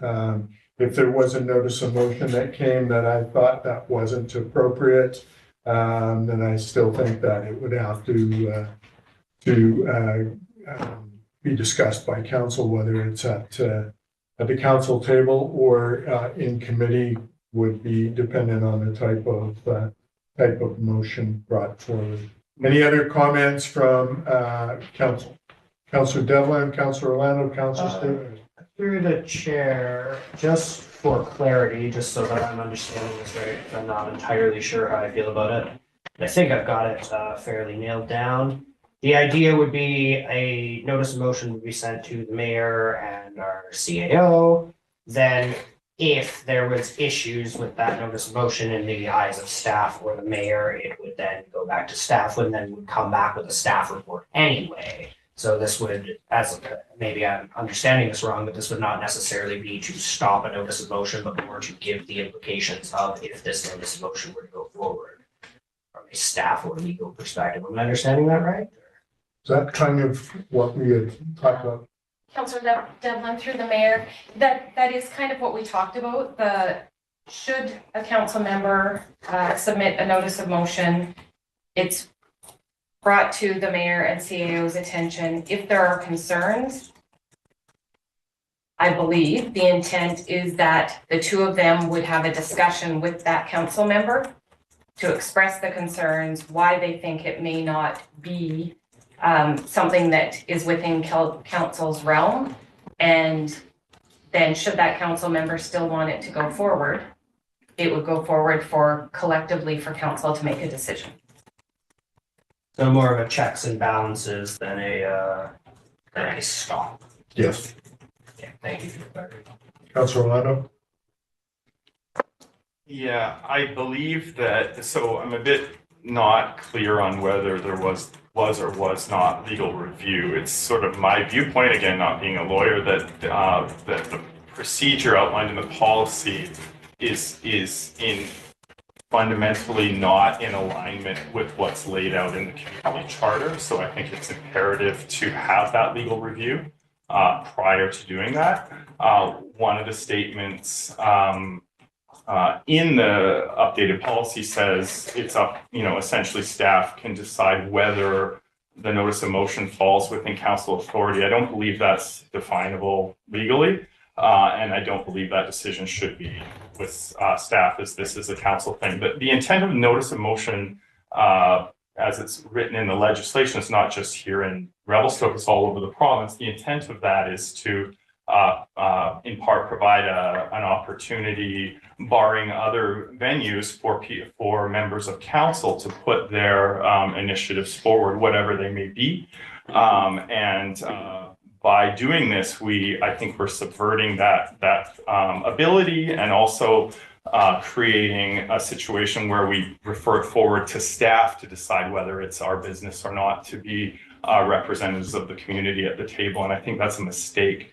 I would encourage, I don't mind looking at this at a future date, but I would encourage council to turn this down right now, especially given the unclarity that has arisen on the table today about whether or not it has received legal review. It's not a high stakes matter. It's not urgent. It's not pressing. We can, the committee can look at it again and do a do-over and come back later and address some of the issues, concerns. So I just encourage you for today, a busy agenda, just turn it down for now. We can look at it later. There's no rush. Councilor Staples? I don't really have anything further to add. I'm happy if you call a question, though. Okay, any other comments? I'll call a question. All those in favor? Opposed? Note that it is Councilor Devlin, Councilor Orlando, Councilor Lucio opposed, balance of council in favor. This motion passes. All right, moving on to bylaws. Fees and charges bylaw, amendment bylaw. And I am going to go to Ms. Moore regarding fees and charges amendment bylaw. So we put some changes in there that were brought forward. And I believe Ms. Donato has made some further changes in her section. Either one of you want to speak to that before I brought to be brought forward? Through the chair, I'll just reference that the bylaw has been updated to include the 5% increase in cost meant across all categories. There were a few specific fee changes, and Ms. Donato has reviewed the fees and charges for the arena facility again, and we have proposed changes within this bylaw. Okay, it's all in our track thing. So basically, you're asking for us to read it first time or first, second, and third when I look in my policy, or basically we put it through and it comes into full force January 1. Thank you, Your Worship. Yes, we're looking for first, second, and third with adoption on December 9th, the last committee or the last council meeting before the new year. Okay. So you want to put it on the floor, first, second, and third? Yeah, do you need me to say it? Yeah. I move that, is it bylaw? Yes. 2424-2026 fees and charges amendment bylaw be read at first, second, and third time. Second for the motion, please, Councilor Staplener. Any further discussion on the motion? Just want to thank staff for going through all that and addressing all the concerns we had. Great. Changes. Appreciate that. I'll call a question. All those in favor? Opposed? Motion's carried unanimously. All right, moving on to item C, regulation of fire alarms, false alarms, pardon me. Oh, I skipped B. Oh, pardon me. Thank you for that. Going back to bylaw 2428, repeal the certain housing agreement bylaws. We've done 3 readings on that, so it's just adoption. Someone will put a motion on. Councilor Cherry. I move that bylaw number 2428 to repeal certain housing agreement bylaw be adopted. Seconder for the motion, please, Councilor Palmer. Any discussion on the motion? Seeing none, all those in favor? Opposed? Motion's carried. Moving on to false alarms. We've done 3 readings on that. Again, adoption. Someone put the motion on the table for me, please. Councilor Devlin. I would move that regulation of false alarms in respect of fire and security alarm systems amendment bylaw number 2429 be adopted. Seconder for the motion, please, Councilor Staples. Any discussion on the motion? Palmer. Councilor Palmer. Yes, thank you, Mayor Souls. As I mentioned last meeting, I'm opposed to this because primarily because of the fine for first alarms, nuisance alarms. I think the risks far size the $100 revenue that we would be getting from this. So I'm be opposed from this. I did have a question before regarding, I think the review or the risk assessment of that. I'm not asking for that, but I did ask that before. There is an answer on that right now, but I think this is very ill advised just on the first and probably second alarms that we are creating an incentive to people to deactivate their alarm systems. Thank you. Any other comments from council? Seeing none, I'll call a question. All those in favor? Opposed? Councilor Palmer's opposed. Balance of council's in favor. This motion passes. Moving on to item D, zoning amendment bylaw 2430. Ms. Hogan, this is your file. Do you have a presentation or an overview that you can give us on this? There's no presentation, but I can give an overview of the application. If you wouldn't mind, please. So this is an application for rezoning for the subject property at 30 frontage 25 Camosi Road. And they are proposing to go from low density rural residential zone or RLD 7 to the low density ground oriented dwelling zone, which is the RLD 1. The subject property is approximately 4,485 square meters. It's located in the Thomas Brook neighborhood, and it is designated as resort fringe in the official community map, surrounding properties are predominantly single detached dwellings, with the exception of Revelstoke Mountain Resort and the staff housing to the north and to the northwest of the property. The intent of the rezoning is to facilitate a future potential subdivision. So this is because the RLD 1 zone permits a smaller minimum lot size of 370 square meters, whereas the minimum lot size of the RLD 7 zone is 4,000 square meters. So there is a proposed subdivision concept included in the report. I will note that this hasn't gone through any staff reviews, so it may be subject to change. Staff have reviewed the application and are supportive of the proposed rezoning as it is consistent with the policies of the OCP, and we are recommending for second, third reading and adoption of the bylaw. Okay. Councilor Cherry, you have questions? Yeah, I just want to make a note that the link at the bottom of the report, one of the links are dead. It says it's gone on an adventure, to be specific. Yeah, the public notice linked attachment. It says we're sorry this seems to have gone on an adventure. Have you got the right on item D? Yeah, same for me. Okay, so you guys get to go on an adventure and my stuff doesn't We got even show up. Francesca's jumping in here. Hopefully he's able to help us out. Maybe find it. Pick your own adventure. Hello. I believe that was just because it was scheduled to end today because it's being brought to council today. Okay. So it's still on the back end of the website, and depending on which way you guys go, we can republish it. But Any other comments or questions from staff? Councilor Palmer, did you want to ask a question before I put the motion on the table, or you want to put the first one on? I know I don't want to put it on, and there's enough confusion here. I hope we don't go to an adoption at this meeting. Thank you. So any other comments? Someone want to put the first motion on for me, please? Councillor Devlin? I'll move the zoning amendment bylaw number 2430 be read a first and second time. Seconder for the motion, Councillor Cherry. Any discussion on the motion? I'll call a question. Oh, you have a comment, Councillor Palmer? You're muted. There you go. Yeah, thank you. Thank you through the chair to Councillor Devlin for putting first and second reading. I hope we keep it at that and proceed with the next meeting beyond this. Thank you. I'll be in favor with first and second reading. All right. Councillor Cherry. Yeah, if I can, I'd just like to understand why, I know it's not exactly the most appropriate time, but why Councillor Palmer would like to only see first and second, if you don't mind. Sure. Councillor Palmer. Certainly, it's been a theme ever since the province made it an ability to be doing these adoptions without a period of sober second thought in between when there's no urgency. In general, I'm opposed, and sometimes, generally, and that's been a theme for a number of years to be going right to adoption.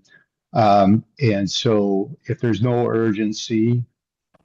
If there's an urgency, that's a problem in itself. Why did it come so fast? But if there's no urgency, just give that little pause to make sure that there isn't mistakes made so that we don't have to be rescinding a bylaw that's already been passed.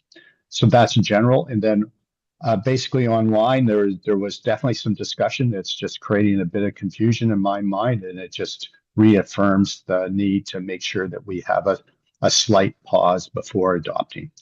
So I'll be in favor of first and second reading. I hope that's where it's left until next meeting. Thank you. Thanks. If I just have a couple more questions to the chair. Looking at the development proposal, are they looking at bringing in a strata road in to service it? Through the chair, that is what is included on the site plan. It is a strata road, but I will note again that it's not gone through any kind of staff review. There's been no formal subdivision plan submitted. So if the rezoning does go through, the applicant will be allowed to submit the subdivision application, and from there it will be reviewed under all applicable city bylaws and standards and servicing. Perfect. So then I guess I won't ask any other subdivision related questions, and I understand this is only a rezoning application. Thank you. Correct. All right. So any other comments? Seeing none, I'll ask a question. All those in favor? Opposed? Motion's carried. Now there is number 2, number 3. Is there appetite to do that, or do you want to leave it at that for now? Councillor Cherry. I move that zoning amendment bylaw number 2430 be read a third time. Seconder for that motion. The motion dies, so we'll stay at first and second reading, and then this can be brought back for third reading next council meeting. All right, we are going to move on to item number E, official community plan amendment bylaw 2432. Mr. Simon, is this your file?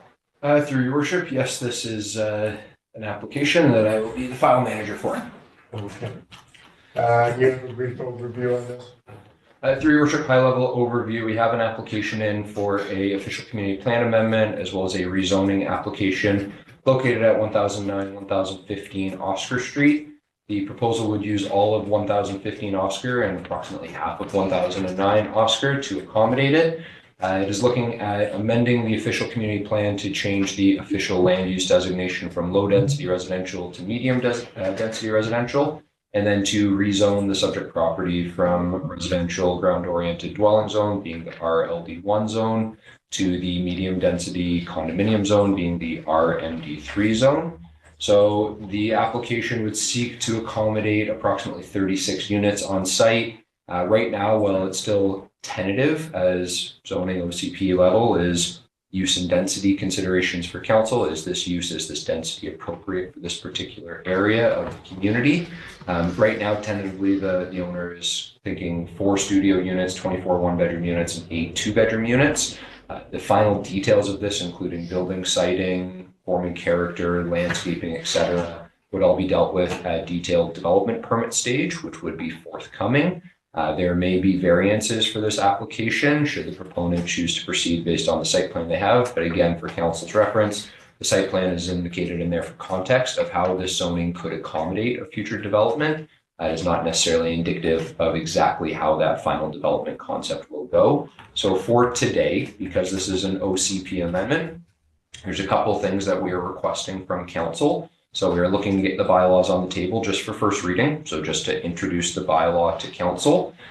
We also are looking for direction from council specifically on the official community plan amendment. Council may recall, we haven't had one of these for a little bit, but anytime there is an OCP amendment or anytime we're doing a brand new OCP, council needs to determine under the provisions of the Local Government Act who the impacted stakeholders are. So staff have come up with a recommended list that would include internal city departments, Interior Health, BC Hydro, RCMP, TELUS, as well as Fortis BC as the impacted stakeholders, and that the way we would consult with those impacted stakeholders is through our standard application referral process. So we are looking for direction from council on that, and we are also looking for direction from council in accordance again with the Local Government Act for official community plan amendments that the proposal is compliant with our financial plan and solid waste management plan. And then lastly, looking for direction from council on scheduling a public hearing. We don't have many public hearings anymore given changes in provincial legislation, but because this is an official community plan amendment, it would trigger a public hearing. You will also notice for council, there is an alternative option provided in the council report. So if council feels that additional public engagement beyond our standard public notices, our developer notice sign that is posted on the property, we will send out landowner letters to everyone to advise of the public hearing and then the holding of the public hearing itself. If council feels that additional public consultation is required, you could direct the proponent to host a public information meeting that would be held in advance of the public hearing. So you'll see that as an alternative council option. Staff are recommending, given that this application is subject to a public hearing, that we stick with the standard public hearing process. Happy to answer any questions that council may have. Great. Councilor Palmer? Thank you, Mayor. So we'll put the motion that the official community plan amendment bylaw number 2432 be read a first time. Seconder, Councilor Stepheners. Any discussion on the motion? Seeing none, all in favor? Opposed? Motion's carried. Then there's another one that says be read a first time or zoning amendment. So Councilor Palmer? Yes, I move that zoning amendment bylaw number 2433 be read a first time. Seconder for the motion, Councilor Devlin. Discussion on the motion? All in favor? Oh, Councilor Palmer, go ahead. Yeah, just a brief question. Thank you to the planner for the report and the process. I appreciate that. In the event that through this process that we find there is an initial need for more process, I'm not suggesting that there is, but if as council finds that, that's something that we could add before second or third reading. Is that correct? Mr. Simon. Through your worship, Councillor Palmer, council could certainly direct additional consultation be completed at later stages in the process. The only caveat staff would give is that if a public hearing has already been held and that additional consultation or additional items as directed by council result in new information, that we would have to host a subsequent public hearing. So something to be aware of as we navigate through this process. Great, thank you.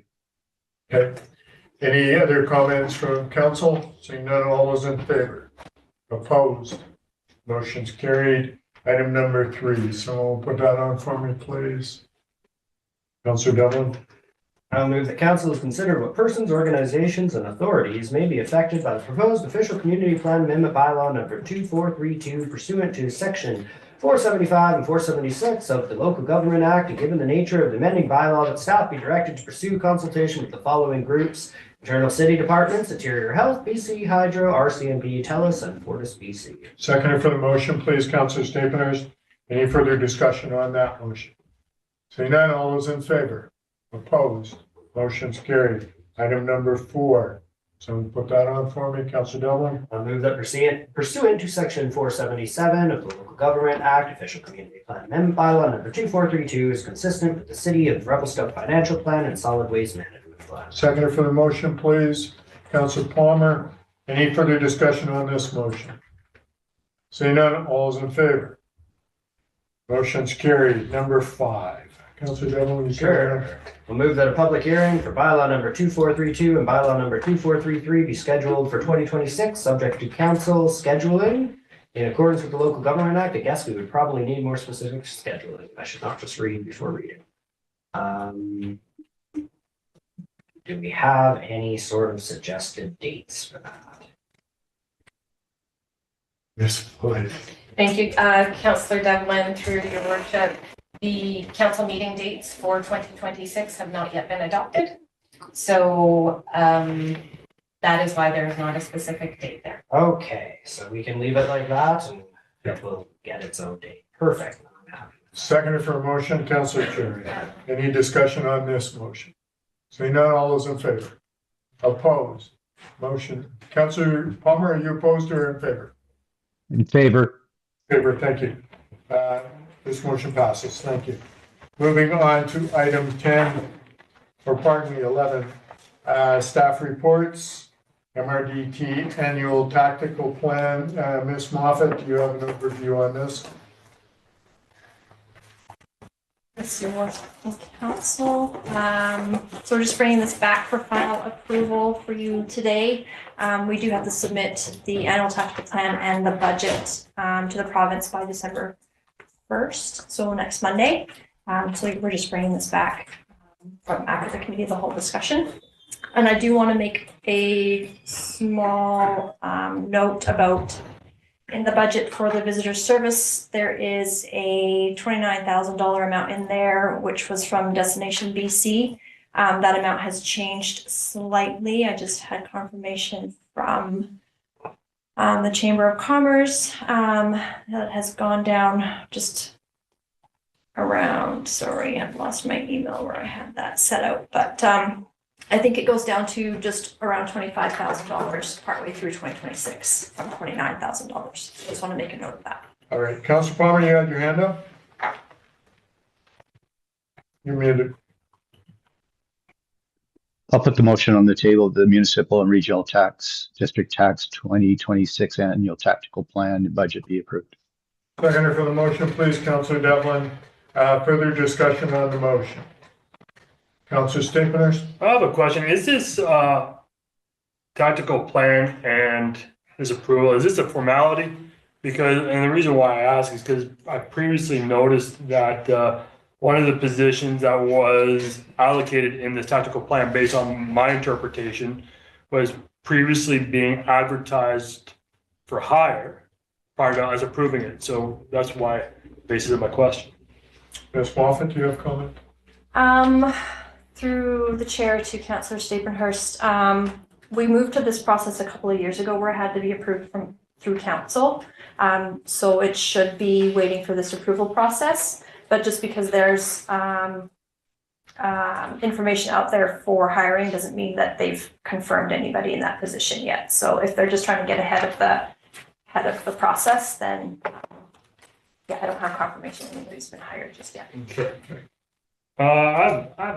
I'm not sure.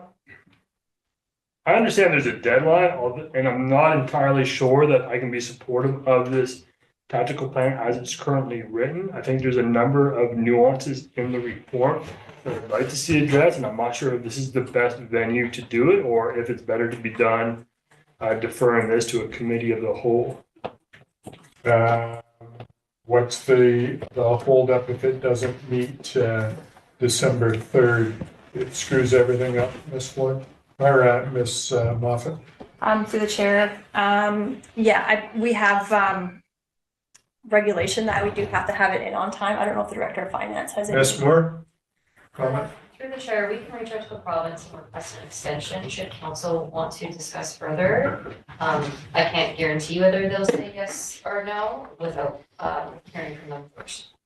So, without going into deep detail, Councillor Stapenhurst's concern regarding approval of this. Yes, sir. Yes, sir. I mean, I have overall concern with the one-year strategic plan as it's written, as it's proposed, as it has been presented to us. I have concerns regarding how it is aligned with the 5-year DMP. And yeah. So has this tactical plan been put through the paces with the committee? Through the chair, yes, we do. I mean, staff review it, CED staff review it, and we work together with Tourism Revelstoke on that. If there's wording in the strategic plan that if there's just some minor updates, we can work with tourism to update those in the next few days. Just if, is there any budgetary concerns would be my next question. Okay, is there budgetary concerns? Councilor Palmer? Thank you, Mayor Souls. Did we not have the tactical plan presented to us in the committee of the whole?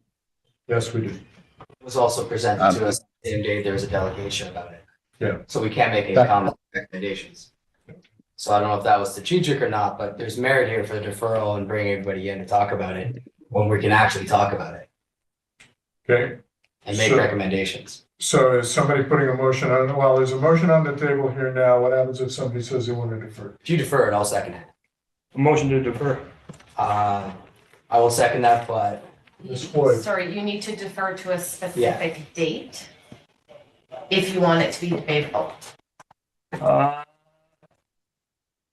And so my suggestion is if you're going to defer to the next council meeting.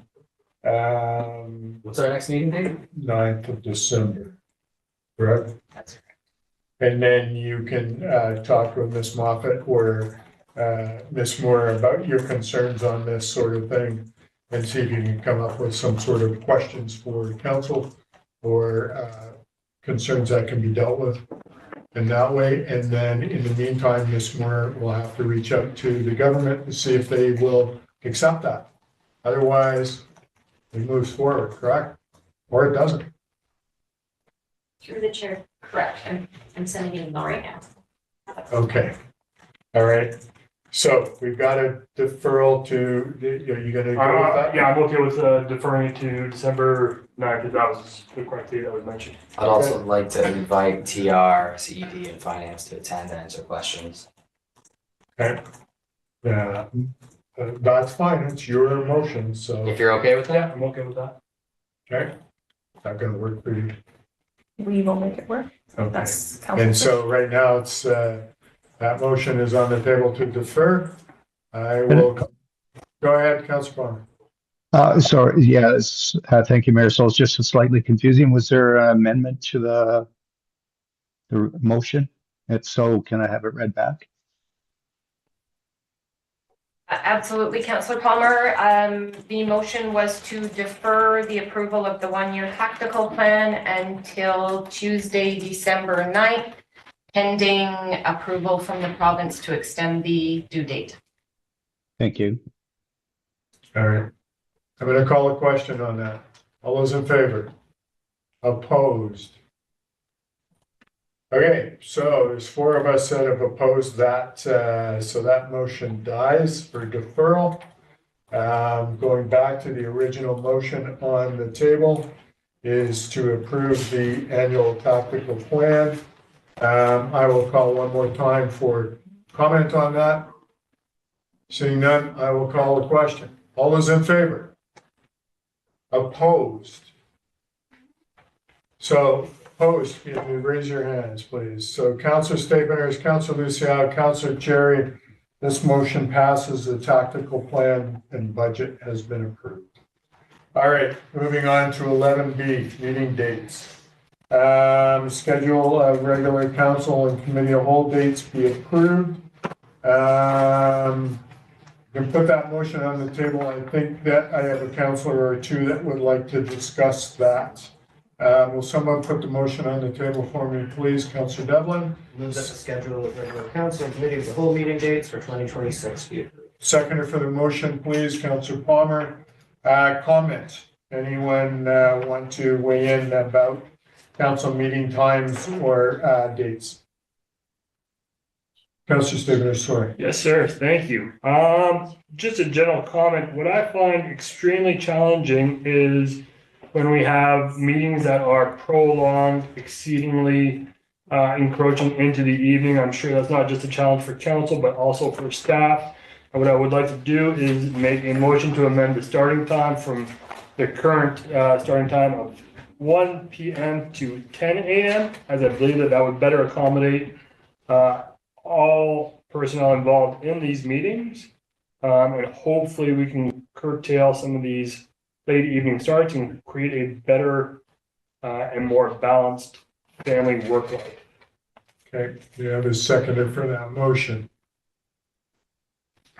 Councillor Cherry's going to second that. Discussion on the motion, please. Give me the benefit of your comments. Councillor Staples, then Councillor Devlin. So yeah, the benefits of the motion as the starting at 10 a.m. It's I mean maybe the public isn't fully aware that sometimes these meetings can run late into the evening. This is impactful, and I think it hinders our ability to attract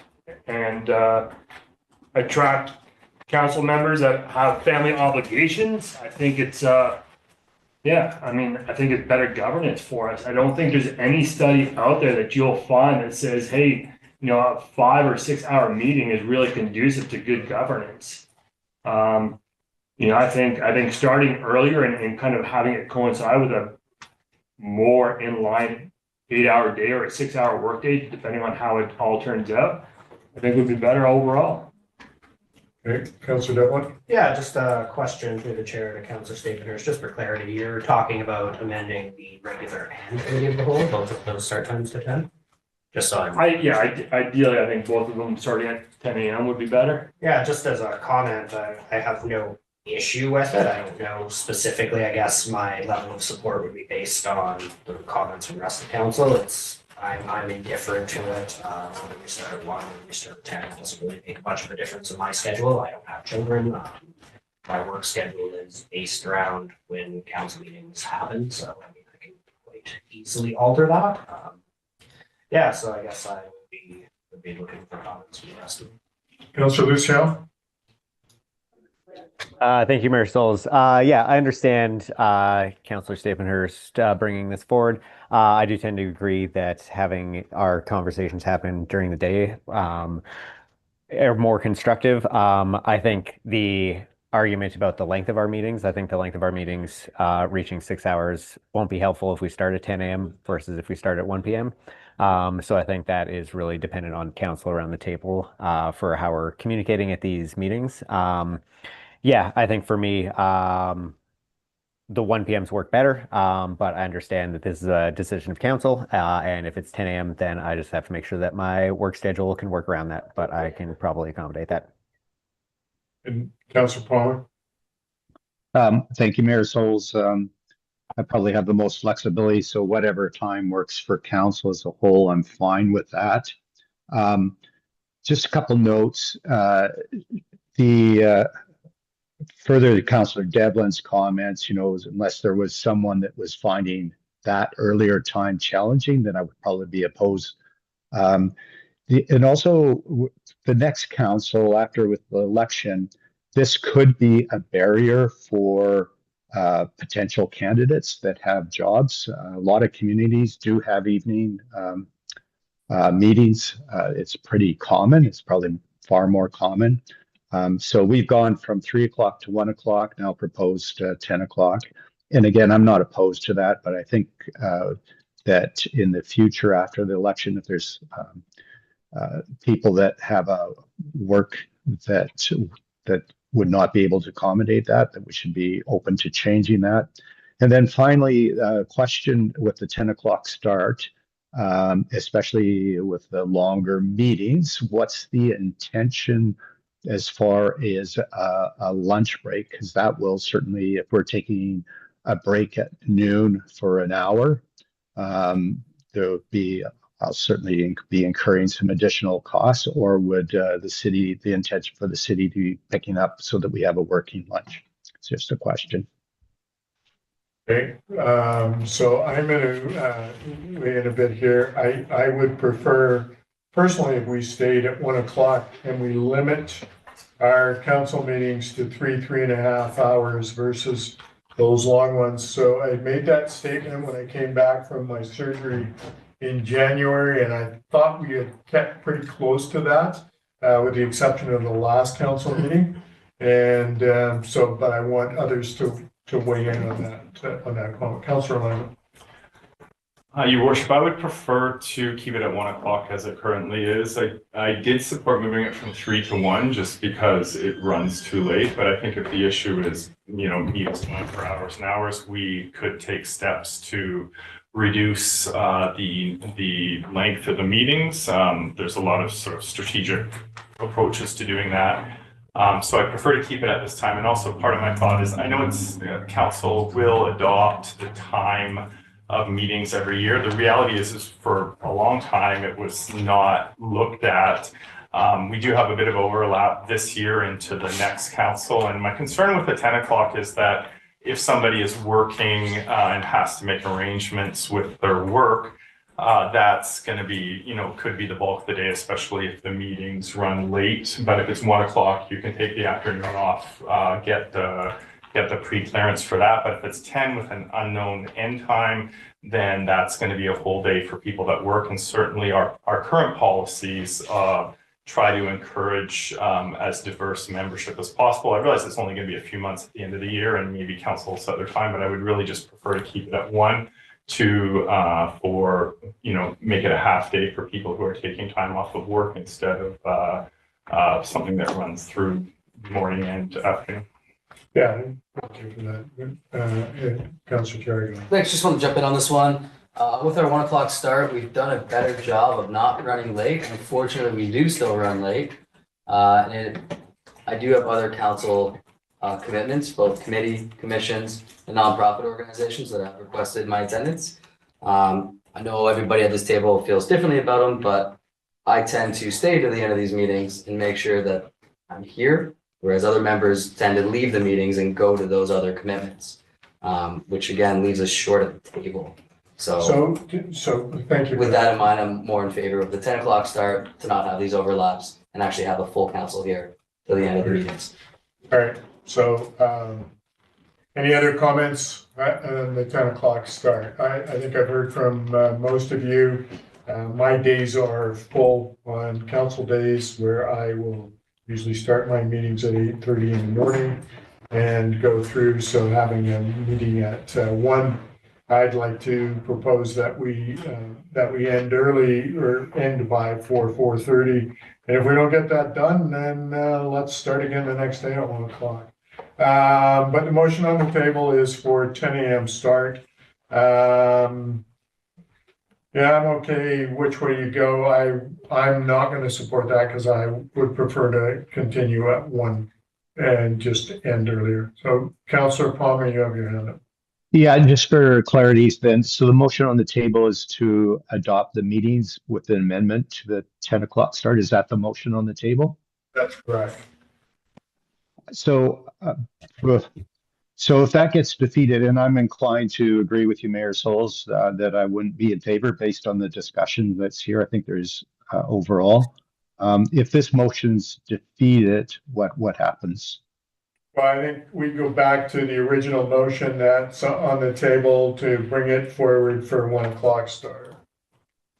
Okay, so is this an amended motion? I can't remember what happened procedurally there. Yes, it's amending motion. Oh, okay, thank you.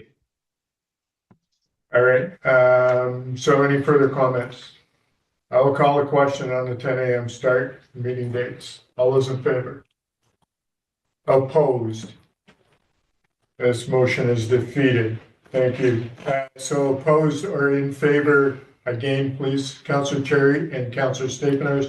Balance of council is opposed for Ms. Delasselle's records. All right, so someone want to put the motion on the table as written in the package? Sorry, Worship, it's already on the table. Oh, it's already on the table. I don't need a mover and seconder. Sorry, Councillor Devlin moved it. Good, all right. All those in favor? Opposed? Motion's carried. Item number 2.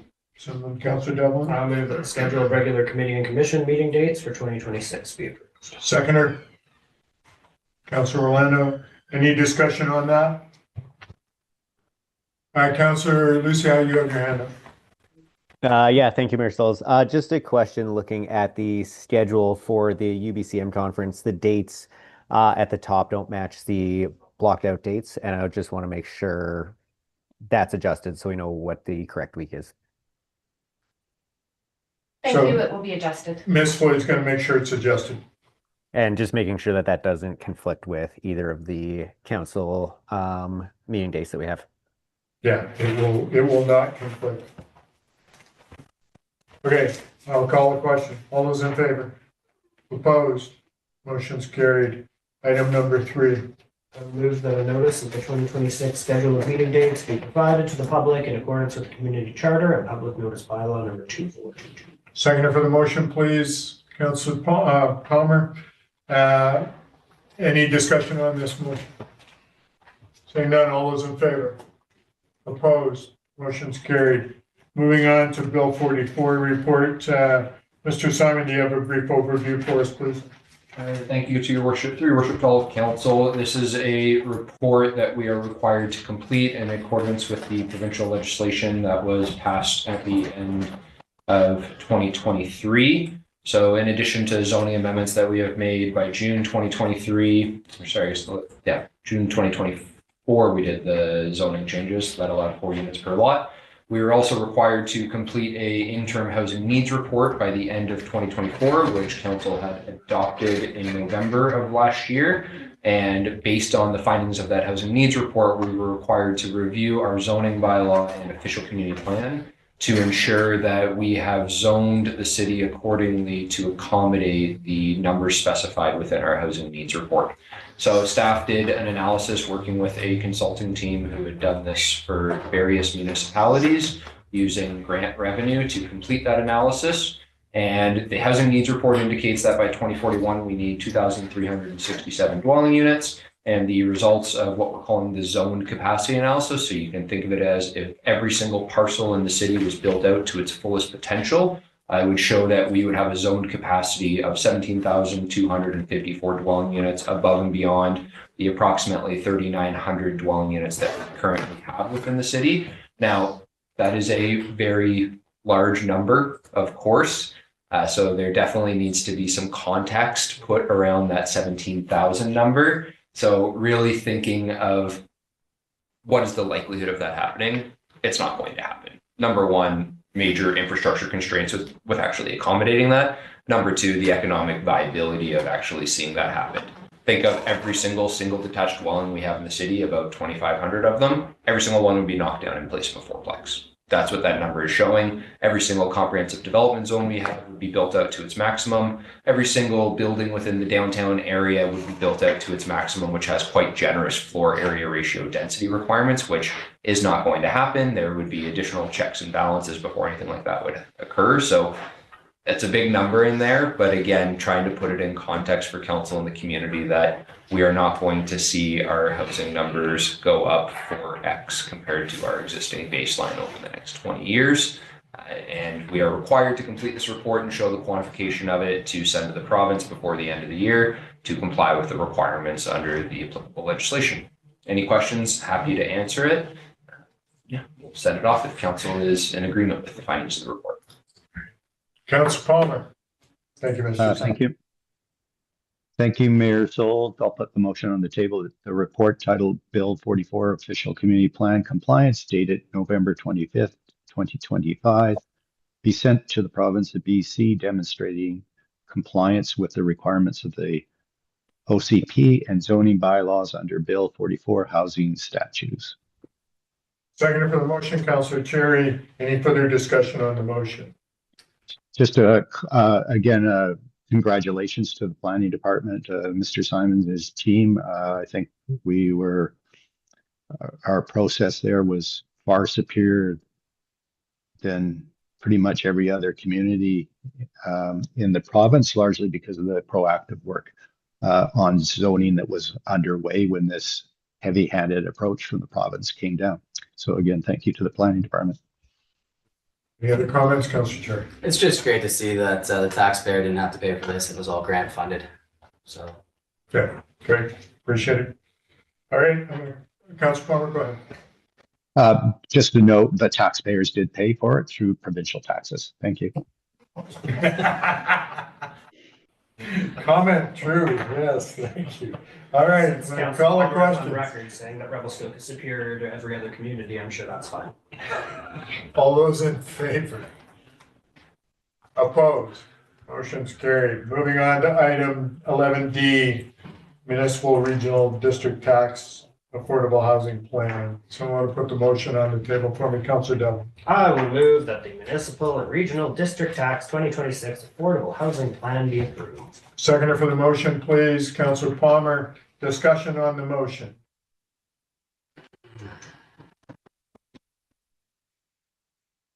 No comments? If you're gonna do it, do it. Yeah. I'm gonna call a question. I'm just curious what the 150 grand in 2026 January for funding commitments are CHS as per the 2025 partnership agreement. I'm sorry, is this pertaining to funding for RCHS? This is regional district tax 2024 affordable housing. I'm sorry, but Councillor Cherry just mentioned RCHS and funding, so I'm not sure if I have to recuse myself from this conversation if I was going to continue. Probably. Okay, well, thanks for the heads up there, Terry. Okay, let's be brief. Yes. So who can answer this online accommodation platform question, Mr. Simon? Through your worship, Councillor Cherry, the $150,000 is earmarked as part of the prior commitments that the city has made in accordance with the partnership agreement with Revelstoke Community Housing Society to use OAP funding. So this is the plan that we prepared for the province every single year. This is how we're going to spend OAP for the upcoming year. So we just wanted to give council some more context as to what we're anticipating for expenditures in 2026. So it's a previous agreement. Correct. Okay. Well, we've already agreed on it then. Great.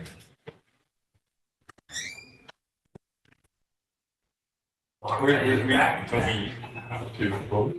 But It's already in there. Oh. Okay, so I'm gonna, any other comments that don't entail RCHS? I'm gonna call a question on the plan. All those in favor? Opposed? Motion's carried. Thank you. All right, we've got a letter from the Sicamous Ferry Society requesting some funds. Mr. Parliament, do you want to make any comments on that, or are you okay with me flying by the seat of my pants? Thank you, Mr. Mayor. So quickly, I had a discussion with Sicamous. They're having a fundraiser this Friday. In lieu of cash, we have prepared a couple of gift baskets to be presented to them so they can auction it off. And this is to generate some revenue to keep their ferry service that allows tourists and residents of Sicamous and greater area to access the new rail to trail and parts of it. And so we've committed a gift basket on behalf of the city, and I believe the Chamber of Commerce is also going to provide a gift basket for them to auction off this Friday. Thank you. So there is a letter here requesting some funding of up to $7,500. Our grant and aid doesn't allow us to do that sort of thing. So Ms. Moore, Ms. Moffat, any comment about EOF funds for a smaller amount of money for this sort of thing? Is there any advantage to that, or can we do that? So I'm just asking for input. Chair, for EOF funding, I'm not sure this would be a fit for that particular thing. All right, and what about tourism funding? Just a question. I'm asking questions. I'm not asking you to define things, because we can just leave it too. We're already doing a couple things, so. I mean, it's Mr. not Parliament? Yeah, maybe I can help. So tomorrow, the finance committee will meet and I put in a request. And so there's a line item under the budget that's under special presentation events. So I'm asking that the $500 gift basket come out of that account, which there is funds. You'll see that tomorrow at finance. I've actually asked that to be pulled off because I personally financed that basket. You're going to finance it? Finance. Okay, all right. So that's the only commitment we have made to the Sicamous Ferry Society. Okay. 2 baskets to be auctioned off. There's been no cash contributions or allocations that I'm aware of. Thank you. Perfect. Okay, good. So we're gonna leave that. Thank you. So now I'm gonna ask if there's any questions from the press. There's no press in the room. Ms. Delaselle, do you have any questions online? We have no questions from the press, Your Worship. All right, I'd like to move in camera pursuant to section 90.1 J and K of the Community Charter. Moved by Councillor Devlin, seconded by Councillor Orlando. All those in favor? Motion's carried. We'll take a 5-minute break and then come back in camera. Did we consider doing an off